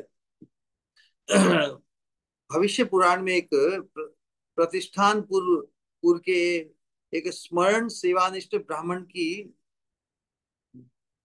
को महत्व से मार्गदर्शन मिला कि तुम अपनी गरीबी से इतने दुखी मत हो। भगवान तो भावग्राही जनार्दन है, तुम मन से ही भगवान की उपासना करो। तुम्हें जो अनुष्ठान करने हैं, जो भोग पकवान बनाने हैं, तो उन्होंने फिर मन से ही भगवान की उपासना प्रारंभ की। और एक दिन मन से ही भगवान के खूब उत्तम श्रेष्ठ रबड़ी या जो खीर, तो खीर पक गई कि नहीं उसे देखने के लिए अपनी अपनी उस सेवा, उस अंतर मन के स्मरण में ही अंगुली लगा के देखा कि खीर पक गई कि नहीं। जो भी तो साक्षात उनकी अंगुली जल गई थी। उसी प्रकार हमारे जो श्री रघुनाथ दास गोस्वामी पाद को भी वो स्मरण में महोत्सव, राधा कृष्ण का महोत्सव सखी मंजू के साथ चल रहा था, उसमें उत्सव में वो भी स्वादिष्ट पकवान और दूध के पकवान राधा कृष्ण आस्वादन कर रहे थे, उनका उच्छिष्ट भी सभी सखी मंदिरों के बीच में वितरण हो रहा था। तो ये भी अपनी मंजरी भाव में मंजरी रूप से वहां पे संलग्न हो गए और उन्होंने खूब वहां पे आस्वादन किया। है? उस समय हम ना कहेंगे क्या? जितना देंगे उतना ही ले लेंगे ना। यदि स्वामिनी और स्वामी के अंतरंग सखी मंजिया हमें यदि उस कृपा प्रसाद को बांटे, हम कहेंगे कि नहीं नहीं, मैं इतना ही लूंगा। उस समय तो हम जितना मिलेगा उतना हम ले लेंगे, वहां पे वो यहाँ के रेस्ट्रिक्शन नहीं आएंगे काम। तो उन्होंने बहुत खीर खा ली उस अपने मानसिक चिंतन में, रघुनाथ दास गोस्वामी ने। तो उस अंत स्मरण में खाए प्रसाद से उन्हें क्या हो गया? अपच हो गया, वास्तविक अपच हो गया। तो वर्तमान शरीर की जो सीमा होती है ना, कितना हम बचा सकते हैं, एक सीमा आई जाती है, उन्हें अपच हो गया। अब वो तो कुछ खाते नहीं, केवल एक जरा सा वो मट्ठा, एक एक दो, उतना ही पी के रहते थे। जब वो रुग्ण अवस्था को प्राप्त हुए तो फिर वैद्य को बुलाया। वैद्य ने नवस देख के कहा कि भाई इन्होंने तो बहुत दूध की आइटम बहुत खाई है, इसलिए उनके ऐसा हो गया है। तो सबने कहा, उस वैद्य को फटका के, आप जानते नहीं, आप इनके ऊपर आक्षेप कर रहे हो कि इन्होंने बहुत मिठाइयाँ खाई। लेकिन रघुनाथ गोसाई बहुत लज्जित हुए, उन्होंने कहा भाई इस वैद्य को मत डांटो। बात सही है, मैं कहीं पहुंच गया था, वहीं पे बहुत बहुत रबड़ी मिष्ठान पाए मैंने। उसी प्रकार गोवर्धन में भी अनेक सिद्ध बाबा, जैसे इसलिए कृष्णदास बाबा का मानसी गंगा पर स्मरण, उसमें उन्होंने क्या, जैसे राधा रानी राधा रानी के श्रीअंगों पर जो सुगंधित तेल की मालिश उपटन है, उसकी कुछ कणिका उन्हें मिली उस अंतस चिंतन में। और उस अंतस चिंतन से बाहरी जो प्रकाश हुआ, उसमें पूरे वातावरण में उस दिव्य गंध बाह्य जगत में फैल गई, वो सुगंध। उसी प्रकार सूर्य कुंड निवासी सिद्ध मधुसूदन बाबा की भी कथा प्रसिद्ध है। उन्होंने अपने अंतस स्मरण में होली खेली, तो उनके पूरे वस्त्र और उसके इर्द गिर्द पूरे जैसे होली को खेल के आए हैं, ऐसा ऐसी। तो ये जो भाव भक्ति है ना, ये रियल भक्ति है, क्योंकि ये हमें हमारा शाश्वत परिचय करा देती है। वैदिक भक्ति में हम सोचते कभी कि मैं कृष्ण का नित्य दास हूँ, लेकिन फिर बाद में फिर इस नश्वर देह का जो आवेश है, नश्वर देह का संबंध है, ये हमें घेर लेता है। इसलिए जब तक हम आसक्ति के सोपान, जो आसक्ति ये भाव का प्रथम अंकुर है, हम साधन भक्ति के अंतर्गत जब तक आसक्ति के स्तर पर नहीं आते, जब तक थोड़ा भी स्मरण में हमें स्फूर्ति, या स्वप्न में भी, या तंद्रा में भी अपने हमारे नित्य स्वरूप के अनुरूप जब हमारा मंजरी रूप है, मंजरी रूप में हम सखी मंजरियों के बीच में राधा कृष्ण की सेवा परिपाटी निकुंज में अपने आप को कभी अनुभव नहीं करते, तब तक हमें बहुत प्रयास करना होगा। हमें प्रार्थना करनी होगी, क्रंदन करनी होगी उस क्रंदन के लिए जो हम नहीं कर पा रहे। एक हमारे आचार्य हुए, क्या नाम है, गौर गोविंद महाराज, उन्होंने उन्होंने कहा कि मैं राधा कृष्ण के लिए क्रंदन की पाठशाला खोलने आया हूँ। वो क्रंदन तो वैसे संसार के लिए हम अनंत काल से क्रंदन करते आए, लेकिन राधा कृष्ण के लिए क्रंदन तो हमने कभी किया नहीं, सीखा नहीं, ना उसमें कभी स्प्रिया हुई। हम आदर्श के रूप में सुनते हैं कि राधा कृष्ण के लिए ही क्रंदन करना चाहिए, लेकिन क्रंदन तो हमने कभी किया नहीं। तो हमें उसके लिए क्रंदन करना चाहिए कि हम राधा कृष्ण के लिए क्रंदन नहीं करते। जिनके लिए ही क्रंदन करना चाहिए, उनके लिए क्रंदन नहीं कर पाते। इसका क्रंदन होना चाहिए, इसकी ग्लानि, इसका होना चाहिए। तो भक्ति, उसका स्वरूप ही भाव है। और इसीलिए भक्ति भक्ति कोई चिन्मय है, और भाव चिन्मय जगत का होता है। ऐसा नहीं कि संसार का भाव।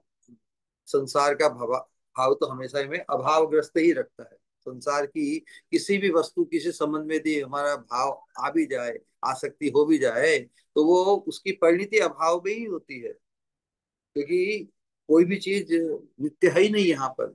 लेकिन जब जो चिन्मय शाश्वत जगत की वस्तु से के प्रति हमारी आसक्ति, वो आसक्ति उन्नत होकर जो भाव रति उत्पन्न होती है, फिर वो हमारा जो, वो हमें स्वरूप शक्ति से संलग्न कर देती है। भक्ति क्या है? भक्ति में स्वरूप शक्ति मतलब चिन्मय जगत की वस्तु और संबंध से हमें उसमें प्रवृत्त कर देती है। तो जो परिपाटी है, हम भक्तों के बीच में भी ये देखते हैं ना, जब सजातीय भक्तों के बीच में जब हम होते हैं तो एक दूसरे के साथ इष्ट गोष्ठी करते हैं, एक दूसरे के साथ संवाद करते हैं। उसमें कॉमन विषय क्या होता है? भगवान या भगवान के भक्त ही होते हैं। उसी प्रकार साधक के मन में भी, इस मंजरी भाव की उपास साधक के मन में भी सखी मंजरियों के साथ भी इष्ट गोष्ठी करने की वासना हमारी जगती है कि हम कब उनके बीच में होकर हमारा जो रोल है सेवा का, इंगित इंडिकेशन पाकर, इशारा पाकर हमें भी स्वामिनी का इशारा मिलेगा, ललिता सखी का इशारा मिलेगा, रूप मंजरी का इशारा मिलेगा, गुरु मंजरी का इशारा मिलेगा, और उनके इशारे पे हम खूब उत्साह पूर्वक सेवा करेंगे। ऐसी वासना हमारी जगनी चाहिए। तो उस प्रकार की स्फूर्ति इस साधन काल में भी हमारी हो सकती है। उन्नत अवस्था में जो शास्त्र में बताया ना कि स्फूर्ति जगती है। चैतन्य चैतामृत में जो वर्णन बताया कि स्थावर जंगम देखे न देखे तार मूर्ति। महाभागवत के लक्षण बताए कि महाभागवत देखे स्थावर जंगम। स्थावर मतलब चलती हुई स्थिर वस्तु और चलती चलायमान वस्तु दोनों को देखते हुए जहां भी उनकी दृष्टि पड़ती है, क्योंकि उनके अंतर के भाव में क्या है? कृष्ण। इष्ट की, इष्ट कौन है मंजरियों के लिए? अपनी स्वामिनी। तो स्वामिनी अपने प्रियतम श्याम सुंदर के साथ जो विलास मग्न है, खिलवाड़ मग्न है, आनंद मग्न है, उनकी चिंता करते हुए सर्वत्र जैसे स्थावर जंगम में अपने इष्ट की, राधा कृष्ण युगल या स्वामिनी की ही स्फूर्ति उन्हें होती है। तहां तहां है, जहां जहां वो देखते हैं, जहां जहां उनकी दृष्टि पड़ती है, क्योंकि उनके अंतर में राधा रानी के संबंध से ही अपना परिचय, अपने परिचय में ओतप्रोत है अपने स्वरूप में। तो उस स्वरूप के अनुरूप ही उन्हें सर्वत्र अपने इष्ट की स्फूर्ति होती है। स्थावर जंगम देखे ना देखे तारा मूर्ति, सर्वत्र है निज इष्ट देव स्फूर्ति। सर्वत्र उन्हें जैसे इष्ट देव ही भासते हैं, स्फूर्ति होती है। स्फूर्ति और साक्षात दर्शन में फर्क है। स्फूर्ति होने से स्ट्रॉन्ग इंडिकेशन कि वो वहीं पर है। साक्षात दर्शन जैसे अभी अभी उनको जैसे अभी देखा, ऐसा ऐसा प्रतीत होता है, ऐसा स्ट्रॉन्ग इंडिकेशन स्फूर्ति होती है। तो स्फूर्ति और साक्षात दर्शन में फर्क है ना। क्योंकि महाप्रभु को भी राधा रानी के भाव में श्याम सुंदर की स्फूर्ति होती, वो तमाल वृक्ष को आलिंगन कर देते, उनको कृष्ण मानकर। वो तो तमाल वृक्ष है। फिर अभी कृष्ण यहाँ थे। सब जगह कृष्ण की स्फूर्ति होती है। यदि साक्षात दर्शन मिल जाए तो फिर तो मिल गए ना कृष्ण, फिर तो रोन की आवश्यकता नहीं होती। तो जो स्फूर्ति होती है वो उनकी मिलन की आकांक्षा को भी बढ़ा देती है। तो इसी प्रकार सर्वत्र अंतश्चिंतन में अपने इष्ट की स्फूर्ति से अभिभूत है रघुनाथ दास गोस्वामी। और उसी चिंतन में आगे देख रहे हैं राधा रानी को कनक आसन पर, कनक आसन पर बैठी है, क्योंकि अब जब वस्त्र वस्त्र तो धारण करा दिए, अब उनका केशों का श्रृंगार, केशों को गुथना, तुलसी स्वर्ण कंघी से स्वामिनी के मेघमाला जैसे घुंघराले घने, राधा रानी के जो केश है बहुत ही घुंघराले और घने हैं, उलझे हुए एक दूसरे में, जिसे उनको सुलझाना इतना कोई सहज नहीं है। जैम्यम केशे, बहुत ही घनी घने और घुंघराले केश है राधा रानी के। तो उन घने घुंघराले केशों को स्वामिनी के मेघमाला जिसे घुंघराले केशों का प्रसाधन कर रही है किंकरी, उस दृश्य को देखकर लगता है मानो,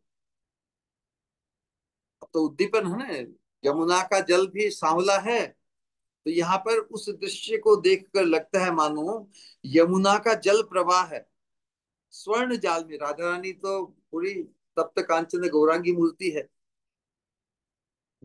तो जैसे राधा रानी के जो केश हैं, वो राधा रानी जो स्वर्ण जाल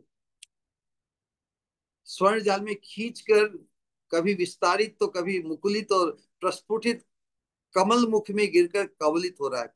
यहाँ पे तात्पर्य करने से यही कि राधा रानी अ, अपने अंतस चिंतन में श्याम सुंदर के चिंतन में मग्न है। तो यहाँ पर जो केश प्रसाधन कर रही किंकरी, उससे भी श्याम सुंदर का ही उद्दीपन उन्हें हो रहा है।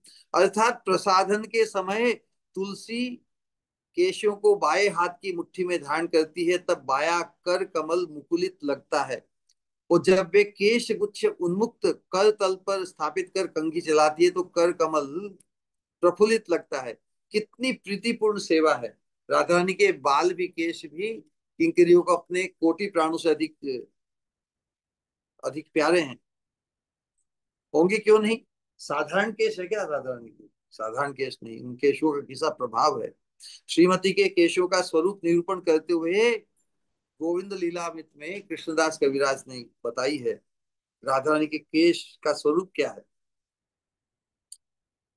राधा मनोवृत्ति लतांकुरांगतः कृष्णस्य ये भावनया तदात्मताम सूक्ष्मा यथा प्रेम सुधाभिषेकतस ते निश्रिता केश विषाद बहिर्ध्रुवम। श्री राधा रानी की मनोवृत्ति रूपी, राधा रानी की मनोवृत्ति रूपी लता, ध्यान देना ध्यान। राधा रानी की मनोवृत्ति उसकी तुलना एक लता से की है। तो लता जब अंकुरित होती है, अंकुरित होकर जब उसका और सिंचन होता है, सिंचन होके फिर वो विस्तार को पाती है ना, तो राधा रानी की मनोवृत्ति रूपी लता, जो लता का जो अंकुर है, वो अंकुर भगवान श्री कृष्ण के चिंतन से, चिंतन रूपी सिंचन से, राधा रानी की मनोवृत्ति रूपी लता का जो अंकुर है, वो श्री कृष्ण के चिंतन से कृष्ण वर्णत्व प्राप्त कर प्रेम सुधा से अभिषिक्त होकर सूक्ष्म और लंबे केशों के बहाने बाहर निकल कर आए। बोलो, श्याम का चिंतन, राधा रानी की जो मनोवृत्ति रूपी लता, वो अंकुरित होकर सिंचित होकर घुंघराले घनीभूत केशों के रूप में प्रकट हुए। ये राधा रानी के केशों का स्वरूप है। इस बात की अनुभूति अभिन्न प्राण किंकरी को सबसे अधिक है।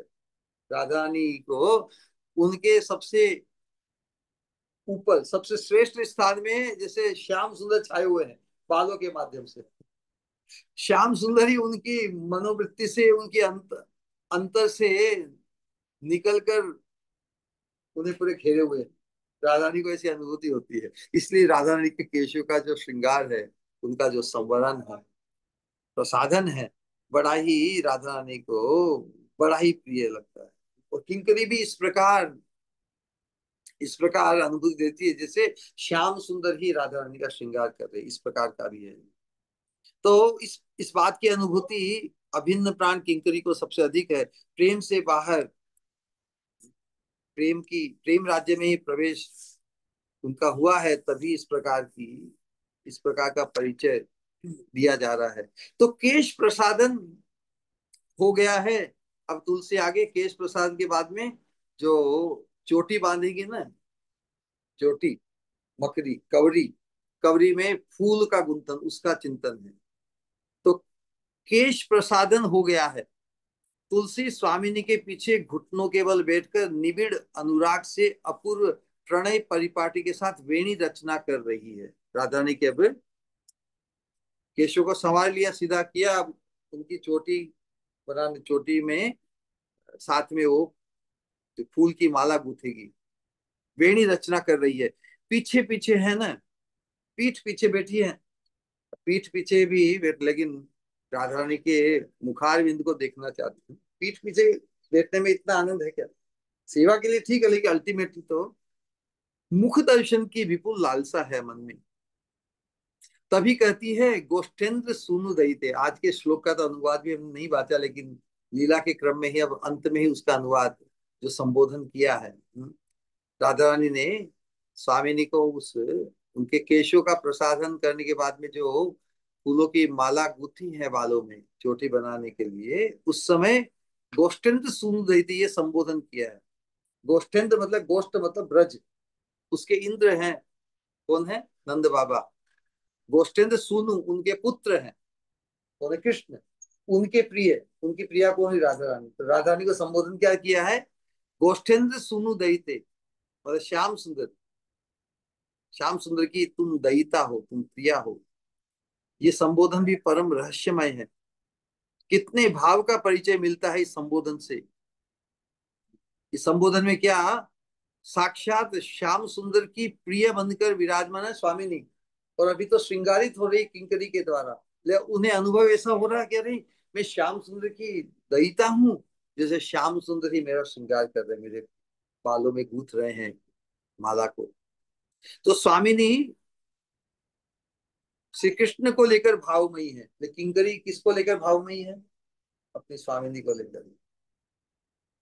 किंकरी की सेवा राधा रानी जो ऑलरेडी ही मोस्ट कृष्णा कॉन्शियस है, लेकिन उनकी कृष्णा चेतना में भी एक निखार ले आती है। स्वामिनी श्री कृष्ण को लेकर भावमयी है, और किंकरिया अपनी स्वामिनी को लेकर।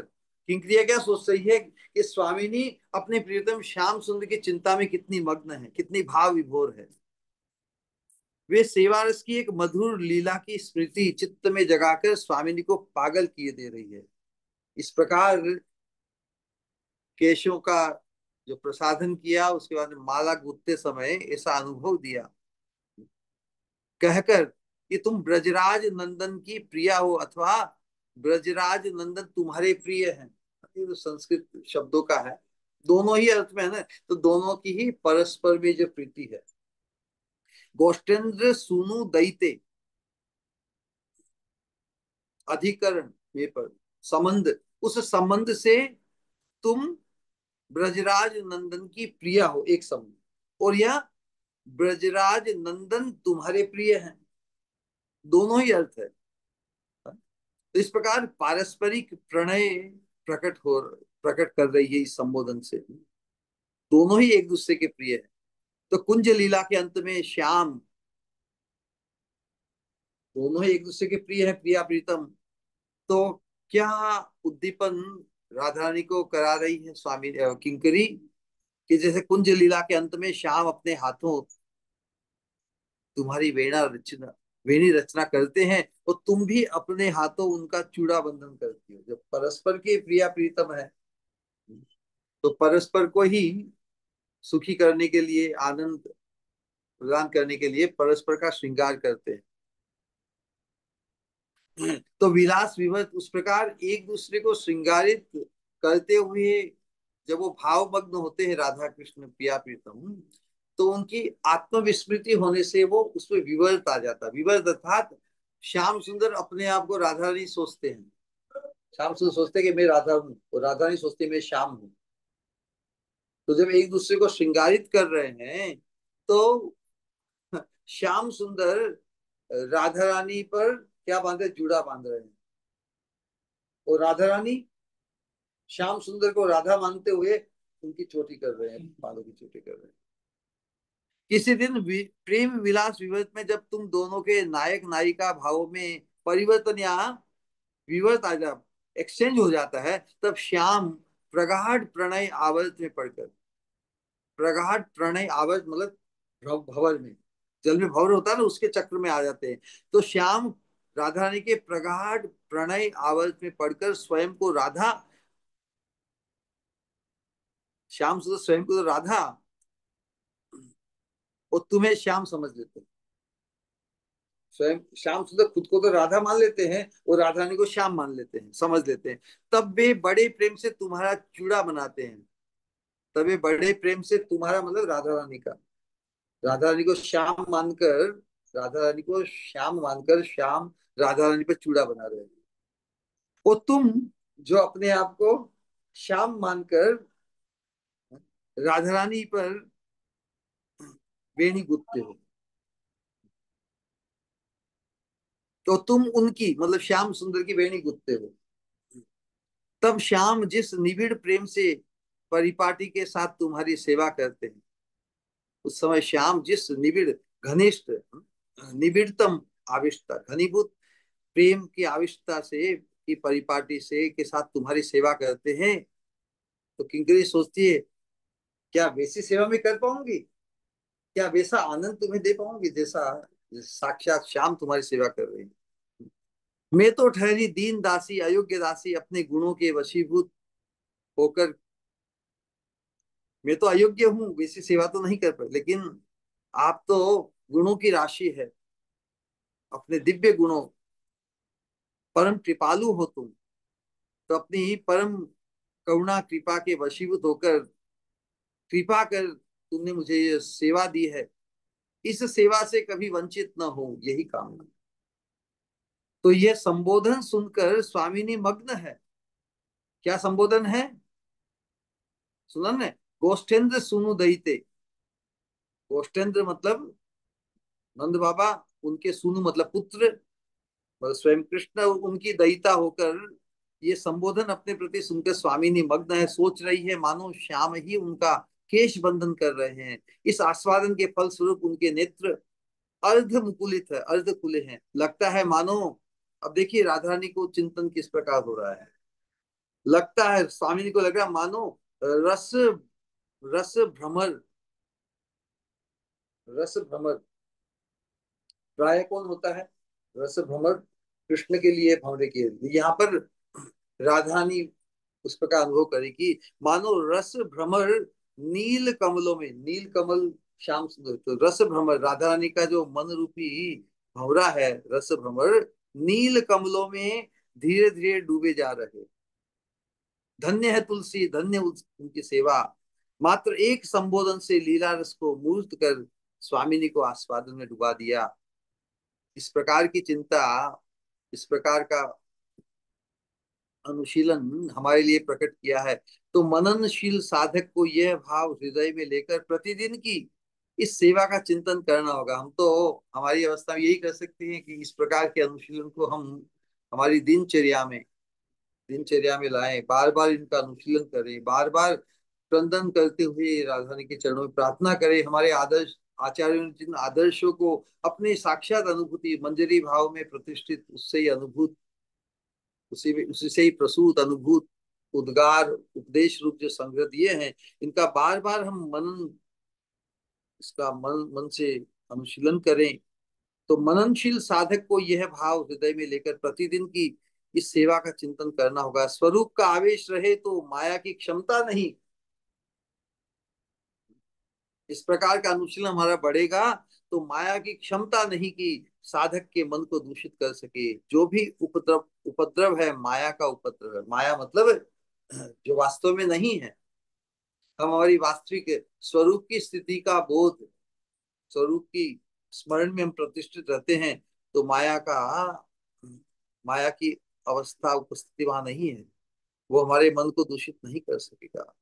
जो भी उपद्रव है माया का उपद्रव है, वह देहावेश में ही है। ये माया के तीन गुणों से निर्मित ये वर्तमान देह है, उस देह से संबंधित जो आवेश है वही माया के आवेश है। लेकिन हमारा जो अंतस चिंतन में हमारे शाश्वत स्वरूप के अनुरूप हमारी मंजरी रूप का जो आवेश है, वो उत्प्रोत होने से माया के संबंध से, इस वर्तमान देह के आवेश से हम अभिभूत नहीं होंगे।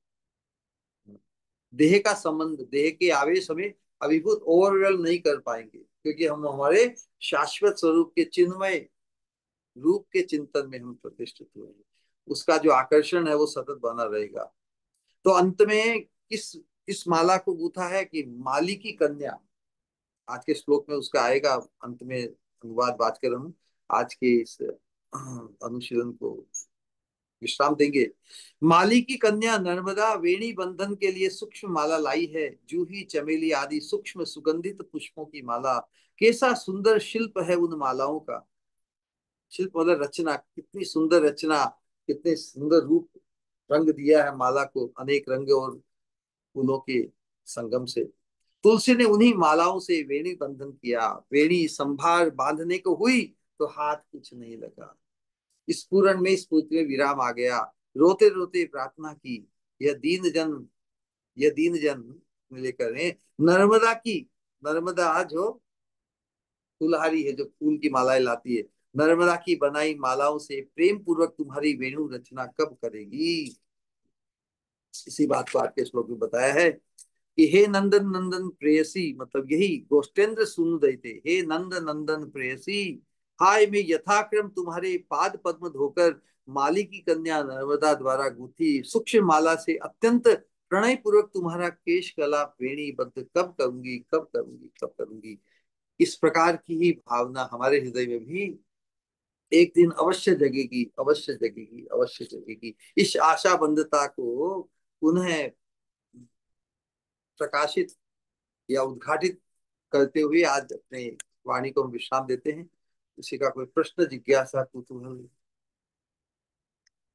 हो तो उसे व्यक्त करें। हरे कृष्ण। समय का तो हरे कृष्णा।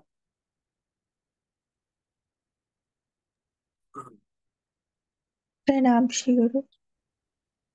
हरे हरे कृष्ण। कृष्ण। बहुत ही अद्भुत था। जिस तरह से जो मंजरियों की सेवा, अद्भुत सेवा का निरूपण करते हो आप, उनकी अद्भुत सौभाग्य है। किसी का कोई सवाल या कुछ कहना चाहते हैं तो प्लीज। हरे कृष्ण श्री गुरु। हरे कृष्णा। यहाँ पर कार्तिकेय भी है, आज आए हैं, और ये लाइव में से वो भी लाइव ही है ना, ये डबल लाइव में श्रवण कर रहे हैं। तो इनका कोई प्रश्न, क्या प्रश्न है बताओ। प्रश्न नहीं, बस प्रश्न नहीं है, कुछ कुछ कहना चाहते हैं। कहो, सब सुन पाएंगे। थोड़ा ऊपर दूसरे बेड के पास में। शुरू आपने आज हमें कहा शुरुआत में कि भगवान की करुणा के लिए, भगवान की कृपा के लिए हमें आकांक्षा करनी चाहिए। इसमें बोलिए। तो श्री गुरु, मेरे लिए तो भगवान की कृपा पाना एकदम इम्पॉसिबल है। श्री युगल सरकार नित्य धाम में एक दूसरे के साथ विलास कर रहे हैं, तो मेरी मेडिटेशन वहां तक पहुंचना एकदम इम्पॉसिबल है। उनकी कृपा पाना तो आप ही मेरे लिए वो ऑप्शन है श्री गुरु। आप ही मेरे लिए वो कृष्णा कृपा मूर्ति हैं। जब आप बोलते हैं कि कृष्ण कृपा के लिए जिज्ञासा करिए, लोलुप्त हुई, तो मन में ये आता है कि हमारे श्री गुरु तो कृष्ण कृपा मूर्ति हैं, तो इन्हीं की कृपा हमारे लिए श्री कृष्ण कृपा है। और वाकई में श्री गुरु, आपके बिना तो हमारा कोई चांस ही नहीं है। अगर होता तो अब तक हो चुका होता। कोटि कोटि प्रणाम श्री गुरु। कृष्ण।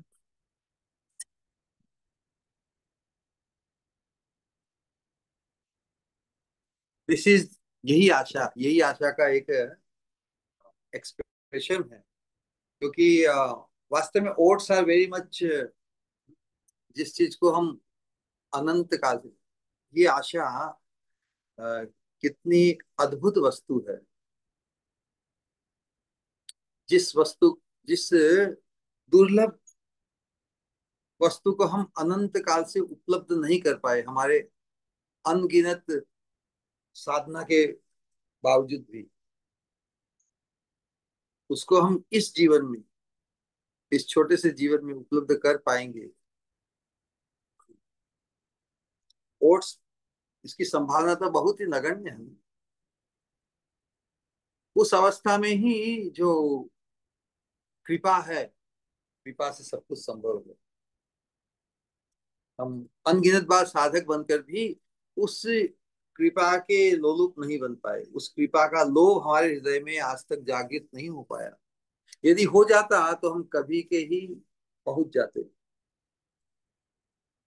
साधक। इसलिए इस ये महाप्रभु ने जिस मार्ग को प्रकाशित किया उसमें तत्र लौल्यम अपनी मूल्यम एकलम। कोई कितनी साधना कर ले, लेकिन दुर्लभ वस्तु को प्राप्त करने का लोभ जागृत नहीं होता, तब तक व्यक्ति सोचता है कि मैं खूब साधना करके खूब योग्य बन के एक न एक दिन तो भगवान को पकड़ लूंगा, भगवान को प्राप्त करूंगा, भगवान की पसंद बन जाऊंगा। माता यशोदा ने भी बहुत प्रयास किया ना। 98% हमारा प्रयास आता है, प्रयास है वो हमें असत्संग से बचाता है। फिर एक जो परसेंट है वो क्रंदन है, वो डेस्परेशन है, कृपा की पुकार है।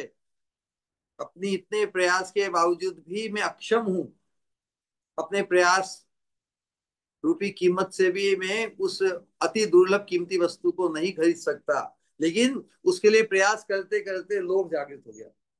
करत करत अभ्यास के जड़मति हो तो सुजान। तो अभ्यास करने का आशय है कि उसके प्रति लोभ जागृत हो जाए, और जब लोभ जागृत हो जाता है किसी वस्तु को पाने के लिए, तो उसको उसकी कीमत चुकाने के लिए हमारे पास साधन नहीं है, तो फिर क्रंदन आएगा ना। वो क्रंदन ही एकमात्र वो उपाय बन जाता है। लोभ जागृत होने पर ही क्रंदन आता है। तो माता यशोदा ने कान्हा को बांधने का जितना प्रयास किया, हजारों रस्सी बांध के, इतना प्रयास, और फिर इन डेस्परेशन में भगवान को पुकारा, गॉड हेल्प मी। नारायण को पुकारा होगा, कृष्ण को तो वो भगवान मानती नहीं।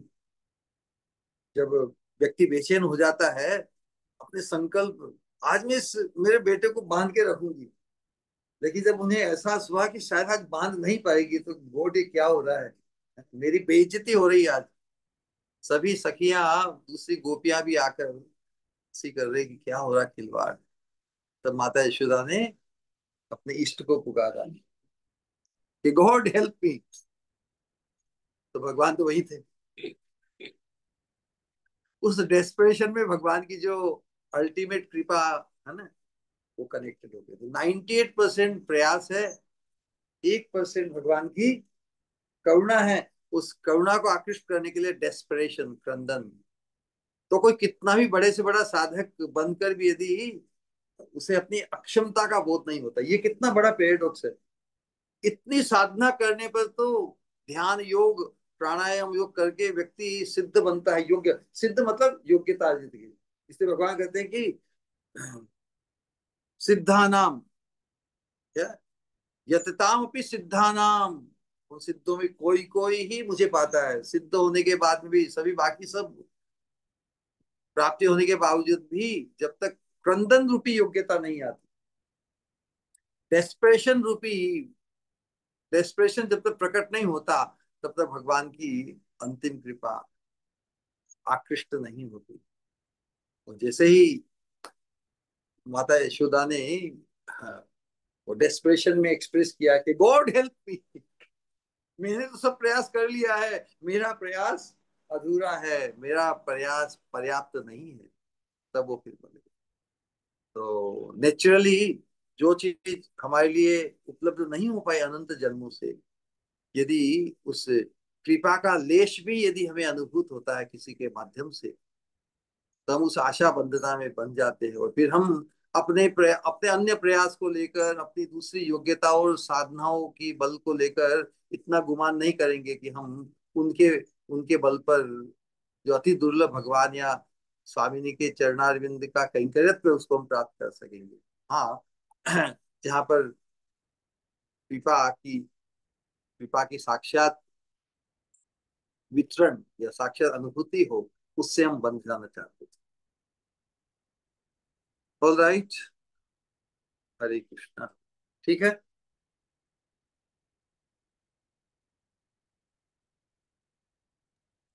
और किसी का कोई सवाल या कुछ कहना चाहते हैं तो प्लीज। निताई गौर प्रेमानंदे, हरि हरि गौर, हरि हरि गौर।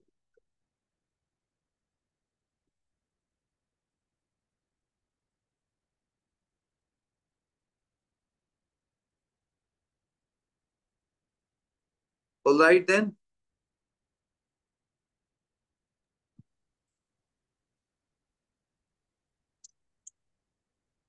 प्रणाम श्री गुरु। हरे कृष्णा। हरे कृष्ण। मुझे कुछ कहना है, कहूँ? कहो।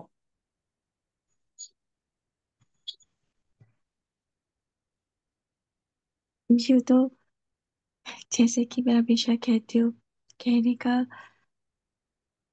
कहाँ से शुरू करूँ समझ नहीं आता, या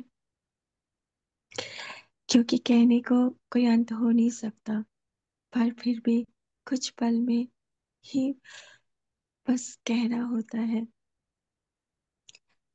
सबसे पहले तो इतना अद्भुत, जैसे कि जो मंजरियों का एहसास, जिस तरह से वो हर पल स्वामिनी को कृष्ण का एहसास देकर उन्हें उन्हें मानो वो खुशी, उनकी मुस्कान उन्हें देना चाहती है।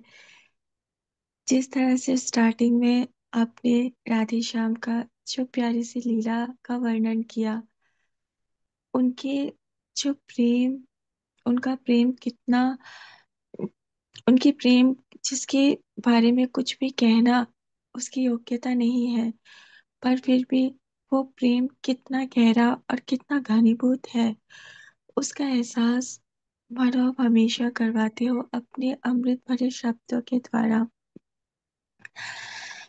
बिल्कुल जो कहा आपने, आशा की एक आशा ही तो रहती है। सच कहूँ तो आशा और इंतजार, ये दोनों शब्द मानो एक दूसरे के साथ जुड़े होते हैं। जब इंतजार करते करते करते करते लगता है कि कब ये इंतजार पूरा होगा, पर तभी जो हृदय में आशा के दीप जलते हैं, जो कि आप कहते हो इस मार्ग में हताशा हो ही नहीं सकती, तो वो आशा के दीप हमेशा ये कहते हैं कि हाँ, तो क्या हुआ, जो इंतजार थोड़ा और बाकी है, पर ये आशा कभी उस इंतजार में कोई मुरझायापन या कुछ अधीरता ये आने नहीं देती है। मानो इंतजार में भी आशा जैसे अलग अलग रंग भर देती है, कि हर दिन हर पल उस इंतजार में भी एक, जो शायद इस, जैसे आप कहते हो कि इस संसार में अगर इंतजार करो तो एक बार ऐसा लगता है बस और कितना, पर इस इंतजार में ऐसा लगता है कि वो आशा अपने आप ही आकर उसे एक नए रंग में रंग डालती है, और इंतजार की एक नई नई छवि मानो हृदय में प्रतीत होने लगती है।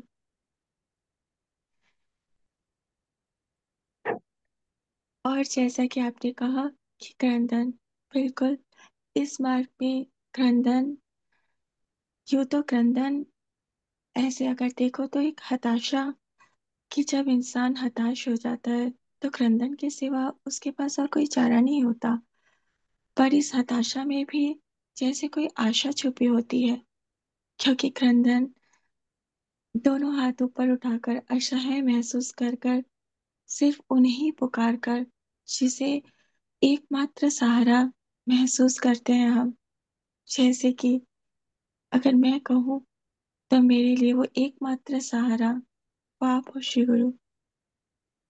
बिल्कुल राधे श्याम और शुगल है, पर उन्हीं का एहसास लेकर वही सहारा देने, वही आशा देने, वही देने आप आए हो।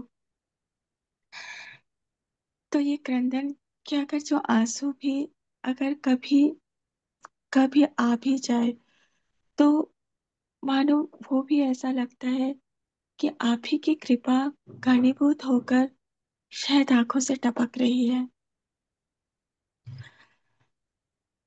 चाहे कुछ भी, क्योंकि जो हृदय में कण मात्र भी एहसास है, या जो मंजरी भाव के प्रति जो कण मात्र, वो लालसा तो नहीं, पर हाँ फिर भी उस लालसा को पाने की चाहत जरूर है, उस सेवा को महसूस करने की चाहत जरूर है, जो सेवा मंजरियां महसूस करती है।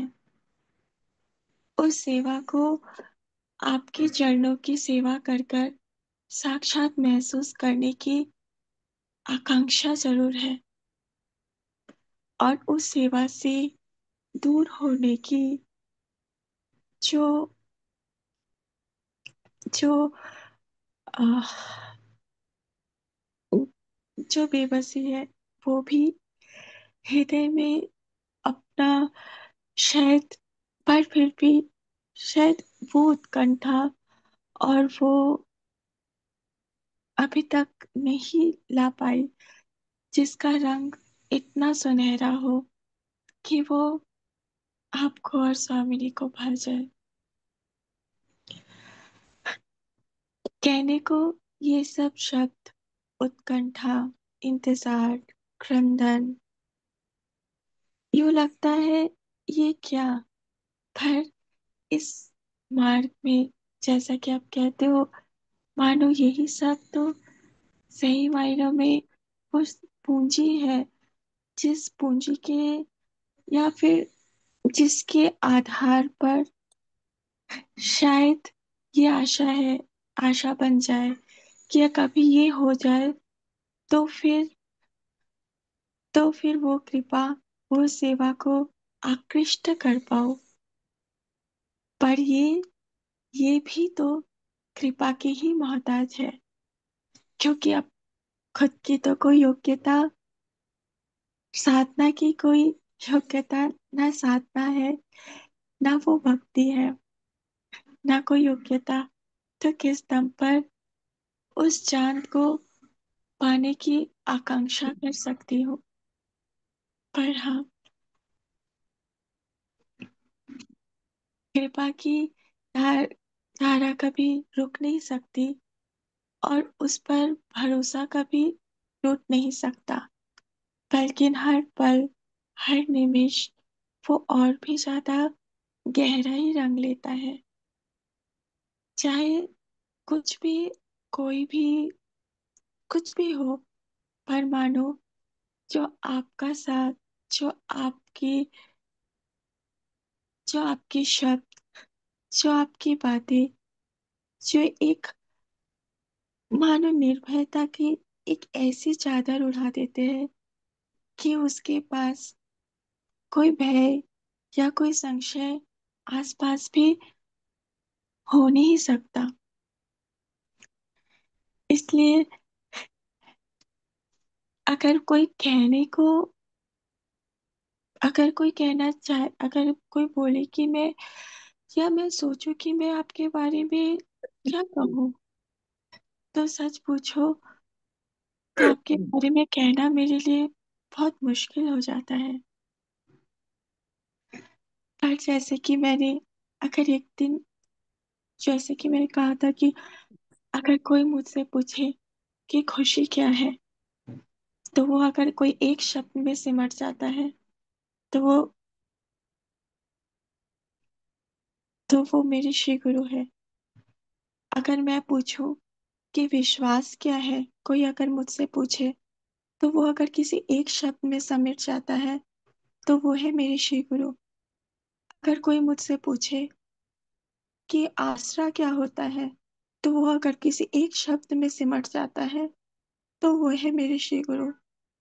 अगर कोई मुझसे ये पूछे कि निर्भयता क्या होती है, तो वो अगर किसी एक शब्द में सिमट जाता है, तो वो होती है मेरी श्री गुरु।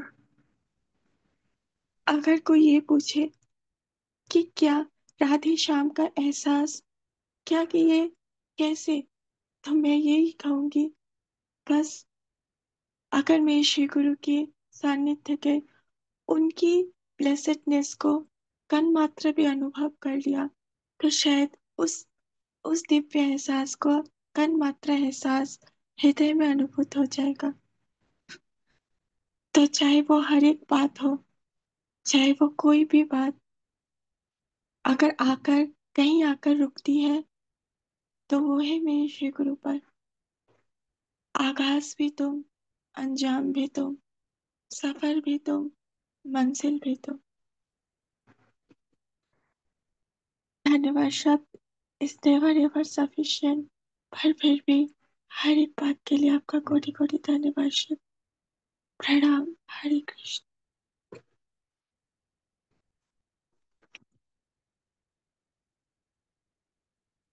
हम सब 3 बार हरे कृष्णा महामंत्र का उच्चारण करेंगे हमारे प्रिय श्री गुरु के सम्मान में, प्रियता और पूज्यता के भाव से। हरे कृष्णा हरे कृष्णा हरे कृष्णा कृष्णा हरे कृष्णा कृष्णा हरे हरे कृष्णा कृष्णा हरे हरे कृष्णा हरे कृष्णा राम हरे हरे हरे राम राम हरे राम हरे राम राम राम राम राम हरे राम हरे राम हरे हरे राम हरे राम हरे कृष्णा कृष्ण हरे कृष्ण हरे कृष्ण कृष्णा कृष्णा कृष्णा हरे कृष्णा हरे कृष्णा हरे कृष्णा कृष्णा हरे हरे हे हरे राम हरे राम राम हरे राम राम राम राम राम हरे हरे हरे हरे हरे हरे कृष्णा कृष्ण कृष्णा हरे कृष्णा हरे कृष्ण राम कृष्ण हरे कृष्ण कृष्ण राम हरे कृष्ण हरे हरे राम हरे हरे राम हे राम हरे राम राम हरे कृष्ण राम हरे राम राम हरे हरे जैसे कहेंगे हमारे प्रिय श्री गुरु परम पूज्य भक्त गुरु महाराज जी की जय। जय जय जय जय जय जय जय। जय श्री निताई गौर भक्तविंद की जय। निताई जय गौर आनंदे हरि हरि बोल। हरी हरी बोल हरी हरी बोल। प्रणाम श्री गुरु हरे कृष्णा। हरे Krishna Shri Swami मृत्युस्तु all of you. Hare Hare Krishna Krishna Shri गुरु। प्रणाम श्री निताई गुरु। गौर प्रेमानंदे हरि हरि बोल। जी बोल। हरे कृष्णा प्रणाम श्री गुरु। हरे कृष्णा हरे श्री स्वामी मृत्युस्तु। प्रणाम श्री गुरु। हरे कृष्णा वेलकम। हरे कृष्ण। श्री प्रणाम स्वामी। श्री गुरु हरे कृष्णा। हरे कृष्णा हरे Krishna. See you, many of you in Vrindavan in few days, correct? जी बहुत आनंद। जी श्री गुरु बहुत बहुत तीव्र इच्छा व्यक्त कब पहुंचू वृंदावन और कब आपके दर्शन करूं। बहुत मन में ये हो रहा है श्री गुरु। ये तो ये तो परस्पर ही होते हैं ना। हमारी भी बहुत इच्छा है कि सबसे साक्षात मिलन हो। हरे कृष्ण। निताई गौर प्रेमानंदे हरि हरि बोल। हरे ऑलराइट। प्रणाम श्री गुरु।